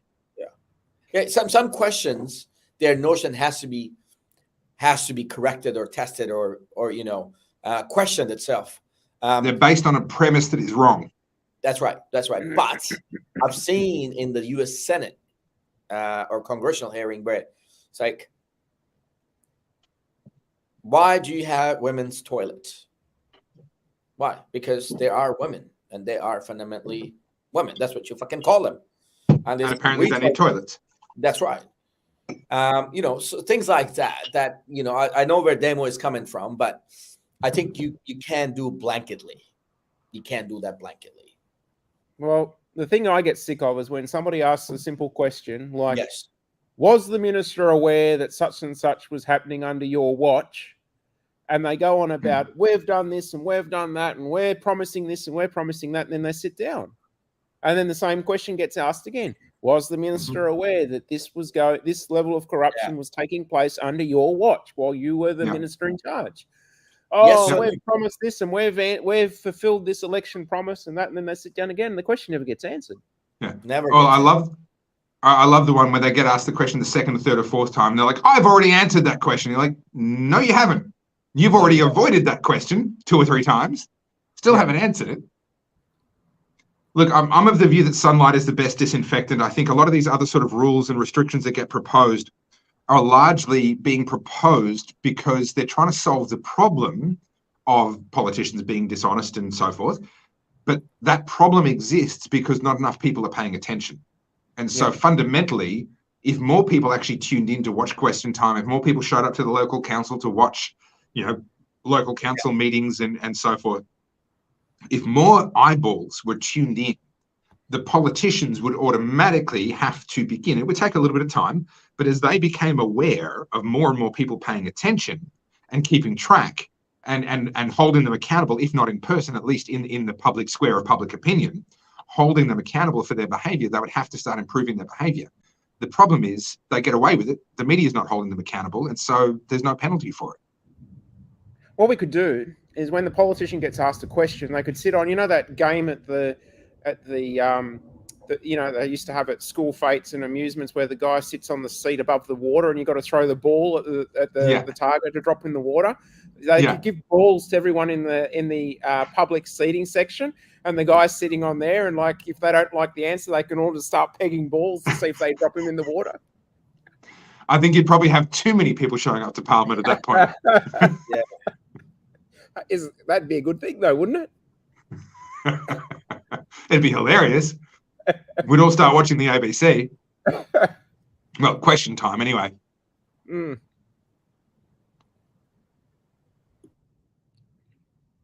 Definitely getting a bit more of a spice bite on the cigar as I'm getting towards the finish. Well, I'm now into that area where I think you must have been as you started to get that fennel note, because that started to creep in for me. That little bit of a. It's not a licorice, it's a fennel. A little bit of a, it's vegetative and it's got that twist on the tongue. Definitely a bit of a fennel note there. The crispness of that celery, the really light, bright celery that I had early on, is definitely darkened. Yep. There is still a sweetness there, but it's not. The sweetness is not in the fennel flavor. It's separate to that. There's almost a molasses that runs kind of separate to the fennel in this. So the sweetness is still there, but it's definitely darkened a lot, and that toasty flavor has turned into a burnt molasses kind of a flavor. I was going to say burnt caramel. Yeah, in that vein.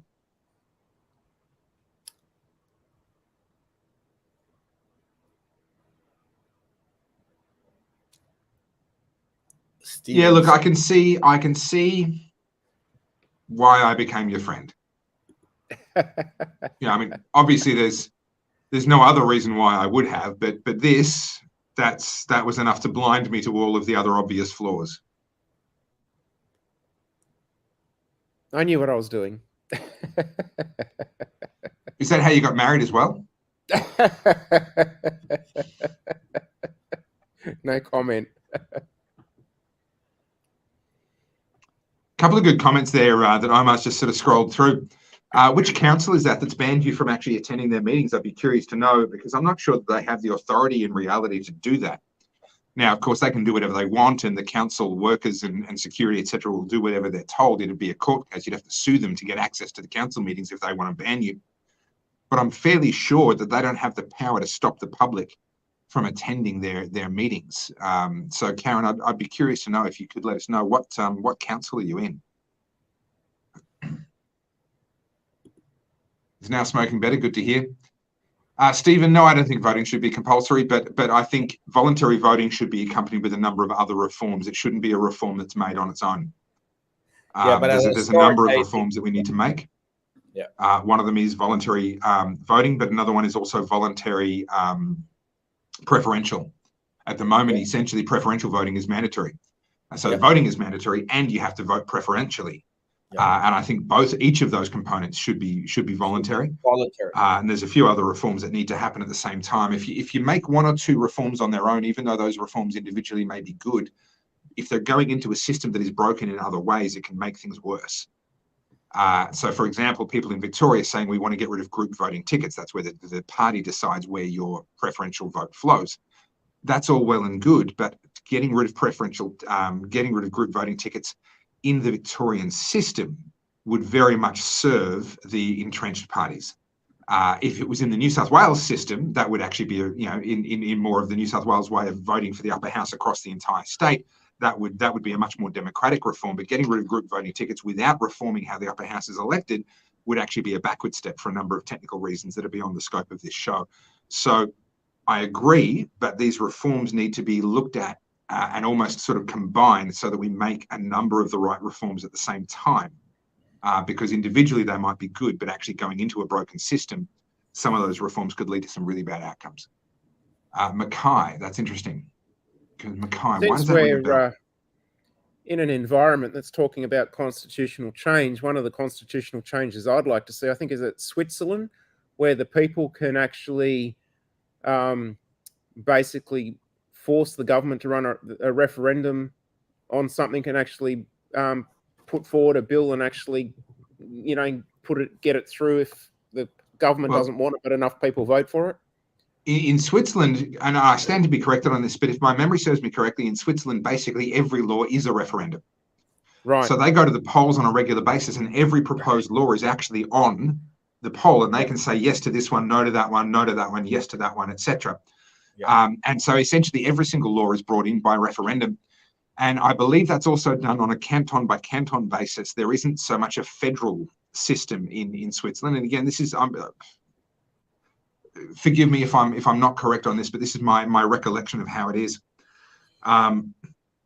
It's a very clumsy system, according to some. They say, it's very hard to reform things, but I look at that as a feature, not a bug. If it's very hard to ram new laws through and very hard to change things.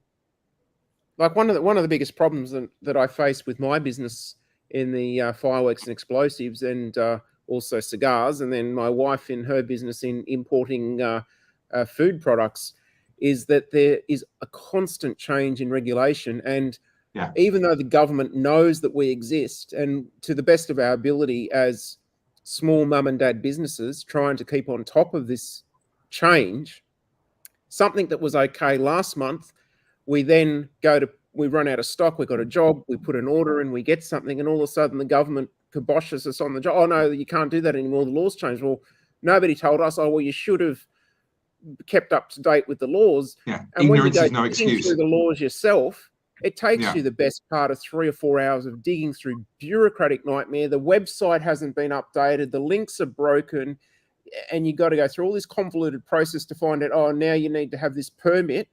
And I kid you not, there was a circumstance where we actually went through and got the permit, and the next month the law reverted back and we didn't need the permit anymore when we finally got approval to bring the product back in again.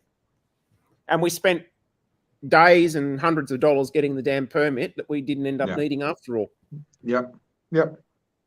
I hear you. Whereas we have a system where the people restrict the ability for the law to change so frequently, businesses are able to just get on and do their job. Create jobs. I think what's really valuable sorry about that. I think what's really valuable about the Swiss system is you have a genuine opportunity as an ordinary citizen to know about the laws that are being passed, because they were on a piece of paper that you could show up to and vote for, and it's well publicized, and it's just a part of their sort of civic culture that they show up and they read these things and they decide which ones they like and which ones they don't. The laws also need to be written in plain English, or not plain English, sorry, but in ordinary man's language. Because if they're written in a convoluted way that people don't understand, people default to a no, right? It's the same with referendums in Australia. If people don't understand it, you know, if you don't know, vote no. That's the classic thing with referendums in Australia. That's why most referendums fail, is actually because people just have uncertainty about it.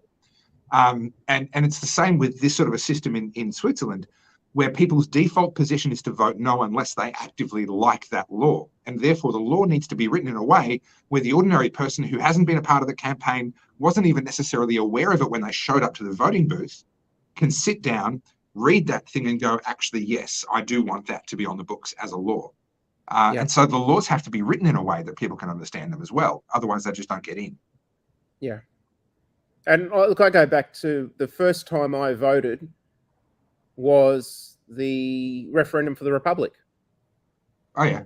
And when I got in there and looked at what was presented, it was really just a yes, no. Do you want to do this? Yes or no? It's like, well, maybe I do, but spell it out for me. What is it going to look like? How's it going to work? There was no information there. I'm not about to sign a blank check to people I wouldn't trust with my kids to make up a whole set of laws that are going to dictate the rest of my life. Like, if you want 100%. Me to give you my support, I want to know every minute detail of how it's going to work and how it's going to affect me and what's it going to mean for my life down the track, not just sign a blank check. Yeah. Now, Shell's making a really great point here. I actually disagree with you, Shell, but let me just work through this step by step. There was a referendum about creating a third tier of government, being the local councils, and we did say no. That should have been the end of the story. That should have been a case of, okay, the people have said no, therefore we won't do it. In our system, the state governments do have the power to delegate. He must be lying. Local councils exist under a delegation of authority from state governments. And technically, that is lawful. So to say that they're unlawful is not actually correct. To say that they're unconstitutional is not technically correct. Morally, I think that's correct. I don't think they should exist. I don't think the Constitution... I think the Constitution should have provisions where if the people reject something at a referendum, then it shouldn't be allowed to be legislated. But unfortunately, that is the case where it can legally be legislated. So if you go to a court and you say the local council is unlawful and unconstitutional, you're going to lose that case, because they do have laws in place that delegate state authorities down to the local councils. And there is nothing in the Constitution that says they can't legislate something that was rejected in a referendum. Here's an interesting point, though. Constitutionally, do the state governments have the power to create another tier of government, or are the local councils technically just regional offices of the state government? They're essentially regional offices. They are bureaucracies where we have a say in who gets to sit on the board of that bureaucracy. That's essentially what it is, right?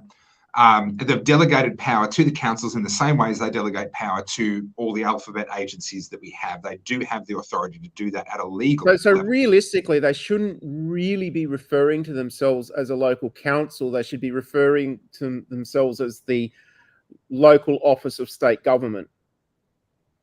Possibly. Shell, you're going to have to remind me which section 109 is. I have read the Constitution in full. I read the full annotated Constitution, but it was a very, very long time ago. Yeah, the Local Government Act, exactly. That's how they did it. And it's what they're going to do with the voice as well. So the voice is going to fail at a referendum if it gets to a referendum. I've been predicting all the way through that they'll actually pull the pin before the referendum. I stand by that prediction. I may be wrong, but at the moment, I stand by that prediction. They're not going to let it get to a referendum because it's just going to be too toxic for them if they lose. So they'll pull the referendum and then they'll ram it through in the form of legislation. It's immoral. It shouldn't be done. At an in principle and a moral level, I agree it shouldn't happen. But technically, at a legal level, they can do it. And if you challenge it in court on the basis of it being unconstitutional, you're going to lose that court case, unfortunately. And people have tried, and you lose that court case. Had an interesting conversation the other week with a constitutional lawyer, and it was interesting. I was speaking to a constitutional lawyer, and I was more familiar with the Constitution than he was. And we were just talking about the upcoming possible referendum on the voice, and he said, "Well, what's your biggest objection?" I said, "Well, look, the Constitution spells out who can stand to be elected as a politician, and basically the consequences if they do the wrong thing and how they can be removed, and if there's the check and balances of the Governor General. If all things go wrong, the Governor General can step in and dissolve it." I said, "None of that has been presented in the voice." And he goes, "Does it say that?" And I said, "Yeah, because that was what Rod Cullison and someone else was kicked out of politics because supposedly had a insolvency or some other thing brought against them. Eventually they cleared their name and couldn't get their seat back. But he actually went back and he goes, "Oh, I never noticed that in the Constitution before." And I was thinking, crikey, constitutional lawyer didn't even know that in the Constitution. Yeah. How much less do people in our general society, and particularly kids going through school who are, getting prepped to vote, know even less about our Constitution? I think that should be a mandated document that we learn in school, high school. So, Shell, my question for you would be, which Commonwealth law is it that that prohibits the delegation of state power into a local council? So to the degree of the inconsistency, the Commonwealth law is valid and the state law is invalid to the degree of the inconsistency. So the state law remains as far as it is not inconsistent. What is it about Commonwealth law that, in your understanding, applies and would prohibit a state from delegating power to a council? That then becomes the question. I know of an example that violates Section 109 of the Constitution, Firearms Act. You're not allowed. Sure. Basically, you've got no right of appeal if you're found guilty of a certain firearms offence. Like under other offences, you can appeal and appeal and appeal, and the ultimate right of appeal under the Constitution is right up to the Privy Council. Right. But under New South Wales state legislation, your right of appeal basically is gone under the Firearms Act. They're actually in the Firearms Act that basically says, basically you don't get that right to appeal. Which is interesting because the Firearms Act. So you're talking about the National Firearms Agreement, or you're talking about a state act? Because the Firearms Agreement is a state act. Because basically the agreement was that all states would harmonise their laws, but the laws in every state are individual laws. That would be an interesting one to challenge in court. You'd need a lot of money to do it, and a lot of time and a lot of support. That'd be an interesting one to challenge because there are limits around what a law can do in terms of abrogating your rights, and especially your rights to due process. That would require an enormous amount of money. One of the things that really concerns me at a sort of a lower level, we're talking at a very high level, constitutional level there. One of the things that really concerns me is the number of people that have shared with me privately that they were unwilling to join the anti-lockdown protests in Victoria because they were licensed firearms owners.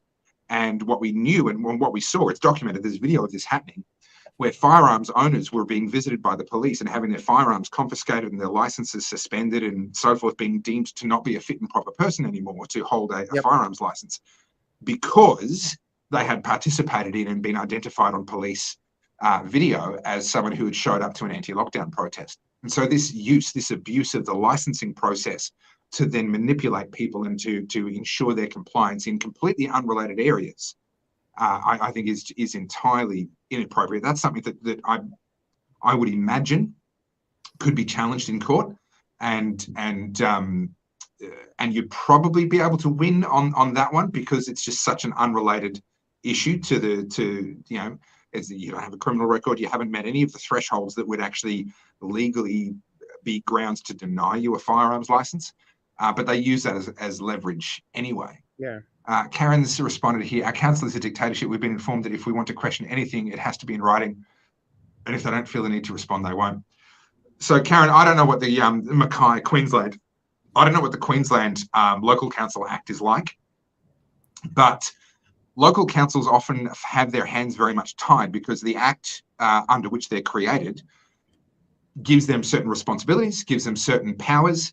And if they're acting outside of that, then they can get into a lot of trouble for that. Now, that doesn't stop them from acting outside of that. It just means that someone has to have the money and the time to then sue them and to challenge their authority to do that. So they can do it, but then someone has to challenge it. Denying you access to their council meetings, I would be surprised, and I don't know. I've never read the Queensland Local Government Act. I don't even know what its name is. But I would be surprised if they had the power to deny public access to their meetings. That if they had that authority, that would surprise me. It's not impossible, but that would surprise me.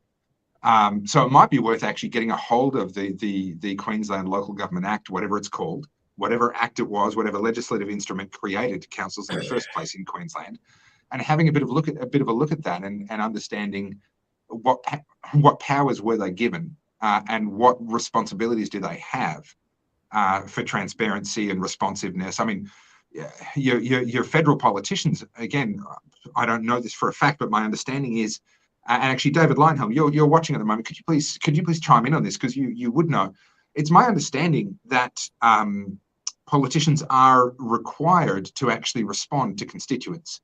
And often they do that in the form of an autoresponder that says, hey, we've received your correspondence. And they kind of tick that box and go, yes, we've responded to that email.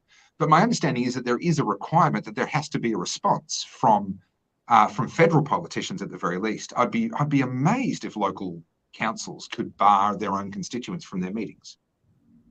You know, one of the things that I love, well, I don't love, this is my sarcasm. I've had issues with statutory authorities in the past. That was a gorgeous ring. My aim is on point tonight. Oh, absolutely. You make a complaint to the minister over a governmental bureaucracy, something you don't agree with. And rather than them dealing with the issue, all they do is they forward your complaint onto the very same people that you're complaining about and get them to respond to you. Yeah. And nothing ever gets resolved. Nothing ever gets done. Yeah. Like you've dealt with the bureaucracy and said, you know, you're fighting. It's like hitting your head against a brick wall. The legislation says this, I should be allowed to do this, or I'm applying for this, or I need this letter of exemption, or I'm applying, you know, I've got a right to appeal for this, and they just ignore you or fob you off. You go to the minister, and all the minister does is I forward your inquiry onto the relevant thing, and then you get a letter back from the same person you've been arguing with in the department saying, oh, your letter and the case is still the same when we're not going to do anything about it. So most politicians, and there are some exceptions, but most politicians are not interested in getting involved in any of the real argy-bargy. They're interested in maybe a little bit of grandstanding. They're interested in getting re-elected. They're interested in sort of the public relations side of it, but they're not actually interested in getting into the real nitty-gritty and getting into any kind of a real bun fight. They're especially wary of getting into a fight with the public service. Here's the thing with the public service. They continue when the government changes. Yes. Right. With usually only a handful of exceptions of sort of the government appointed heads of departments, everyone else keeps their jobs. Everyone else continues. And so you get a politician that comes in, a newly elected politician who's all gung-ho and wants to make a change and all the rest of it. And they then turn around to their various government departments that they want to hold accountable. Okay, there's no obligation on politicians to respond. Interesting. Okay. I will go back and do some research, because there is something, and it may be at a Victorian state level, it may not be federal. There is something that requires a response from some level of politics. It's just it's from literally 10 years ago or more. There's something there. I'll try and dig it up and find out what it is. And maybe next month when we come back on the Cigar Professor, we might talk about it again. I'll try and get to the bottom of why it is that I thought different, or where it is that it is different, whatever that may be. Yeah, they don't want to start a fight with bureaucrats, because the bureaucrats, by the time they're getting up in the senior ranks of the bureaucracy that they're in, they've usually been bureaucrats for a decade or more, you know, probably 20 years, maybe 30 years. And there's a certain level of patience that comes with that, where they sit there and go, oh, we've got a new minister for XYZ, and they're all gung-ho, and they want to change this, and they want to do that, and they want to blah, blah, blah. You know what? If we just slow play everything and just make it really, really slow for them to get the information they want, or to get responses, or to get whatever it is, then we know that in 3 years there's another election. Or if they're a minister, there could be a cabinet reshuffle in only a year and a half, 2 years, for political reasons. If we can just slow play this person and drag our feet, then we can outlast them.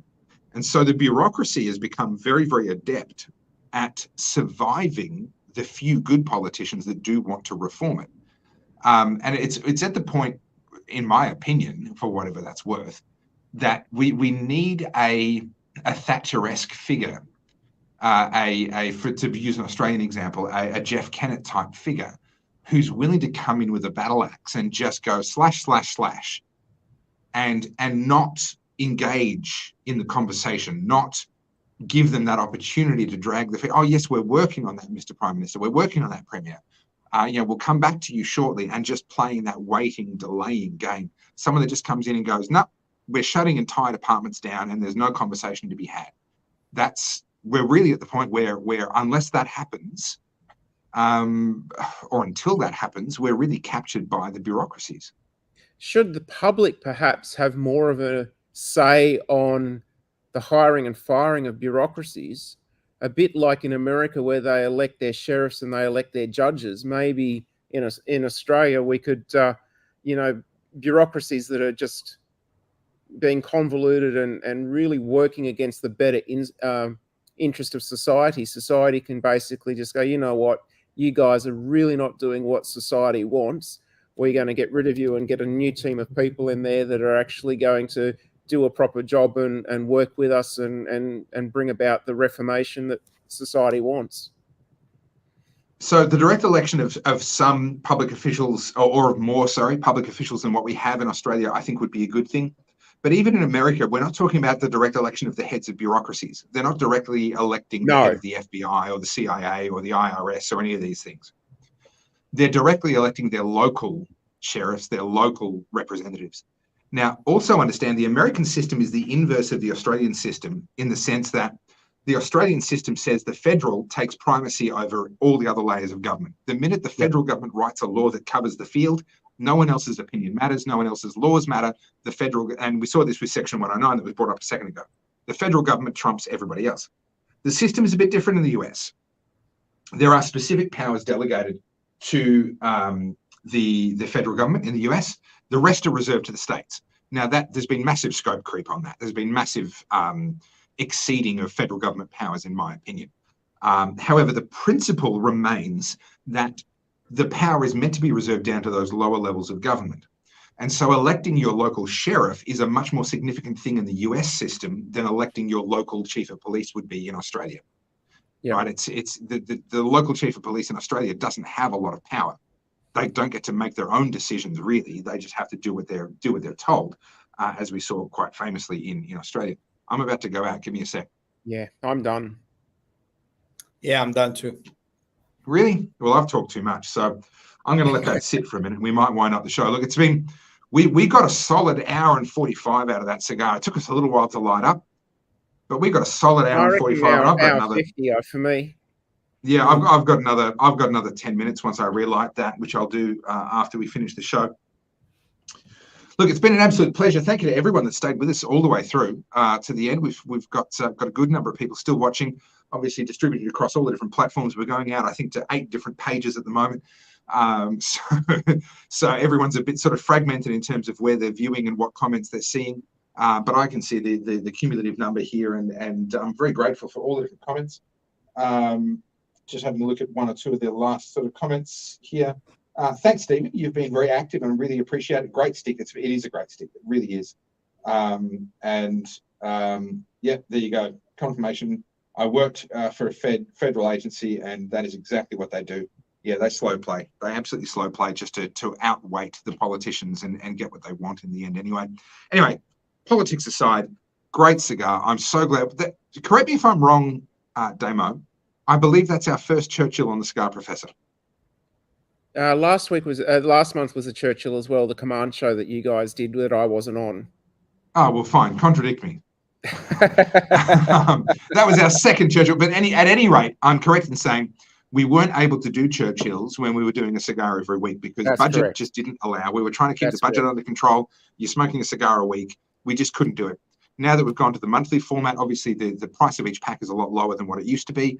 So it's more accessible to people. We're only smoking 3 cigars, but at the same time, we're now able to get some of these really, really beautiful and big cigars in. So, I'm going Damo, to once let again, that out of the bag for one of the future packs, whether it's the next pack or the one after. I haven't yet decided. right? But I did manage to secure. Remember, we did the Pledge prequel Cigar of the Year. Yes. And that was a fantastic cigar. And we've also done on 2 occasions now the Perdomo Firecracker, which I cornered almost the world's supply of those limited edition cigars. And I've still got quite a inventory of those in my own private stash. So what I was actually thinking, because it's such a small stick what they've released this year was they did the Pledge prequel as a Firecracker Vitola as a limited release. And I've managed to secure for us a couple of boxes. Ooh. So I'm actually thinking, because it's a small stick and, trying to keep the budget up on with the budget that we've got to play with. Sure. I'm actually thinking on one of the episodes, we might do the Perdomo Firecracker and the Pledge Firecracker in one episode back to back. It'll be a 2 cigar show. Well, I mean, you say it's a small stick. It's not that small of a stick. It's a medium-sized stick. It's a 3.5 or 3 5/8 or something like that. Yeah. That's still 2 of them is still shorter than a Churchill. Any time that you're offering to raid your private collection and bring some of these sticks that you've had aging for years out and offer them to the rest of us plebs to smoke, I'm on board. I'm a big yes. Oh, yeah. That sounds fantastic. That's amazing. So, one Omar's sitting there going, well, if you're going to give me 2 sticks. Those 2 sticks in one night, back to back. Omar's sitting there thinking, we'll see what the interpretation of this Vitola and the concept of the Firecracker. It's supposed to be short and have a bit of a spiciness to it, a bit more of a pepper spice bite to it, being a firecracker. And it'd just be interesting to see 2 different companies take on that concept. Well, look, this is going to be that's going to be a fun cigar, a fun night when that night finally comes. 2 of those back to back. That'll be at least a 2-hour show, if not a 2.5-hour show by the time we're done with the second one of those. But gentlemen, thank you once again for a great night. Ben, I'm sorry, but we're going to have to talk about infrastructure and data analytics at another time. It sounds like a very exciting subject. I'm sure everyone is salivating at the thought of talking about data analytics. I can think of nothing better. But for the purposes of Cigar Professor, we are done for tonight. Thank you so much for joining us. Anyone that does want more information about what we're doing, go and find the Facebook Cigar Professor page, and that's where we're going to be able to help you out over there. There's very little that we can say publicly. So if you've liked what you've seen tonight and you'd like to get involved, go to the Cigar Professor page on Facebook, send us a message, and we'll be able to hook you up from there. Omar, any last thoughts, any last words? No, I'm really looking forward to that double stuff. I can't stop thinking about it, man. Sounds good, doesn't it? Yeah. Damo? Look, that was a great stick. Definitely, I think it's a stick that seasoned smokers will still enjoy, and it's mild enough for somebody who's new to it to enjoy as well. You never get let down by that particular blend from Perdomo, so that's why we put it in this pack. Yeah, look, I give you crap for being a Perdomo fanboy, and you deserve it. But honestly, they are an exceptional manufacturer of cigars, and tonight's cigar was proof positive, as if any was needed, is proof positive of that. So thank you so much for being our Cigar Professor in charge of finding and procuring our packs. And look, we have next week, we have another Perdomo, next month, excuse me, we have another Perdomo that I'm very much looking forward to, but that's a topic for another day. Thank you so much, everyone, for joining us. And that is it for the Cigar Professor for this month. We'll see you next month. See you next month. See you next month.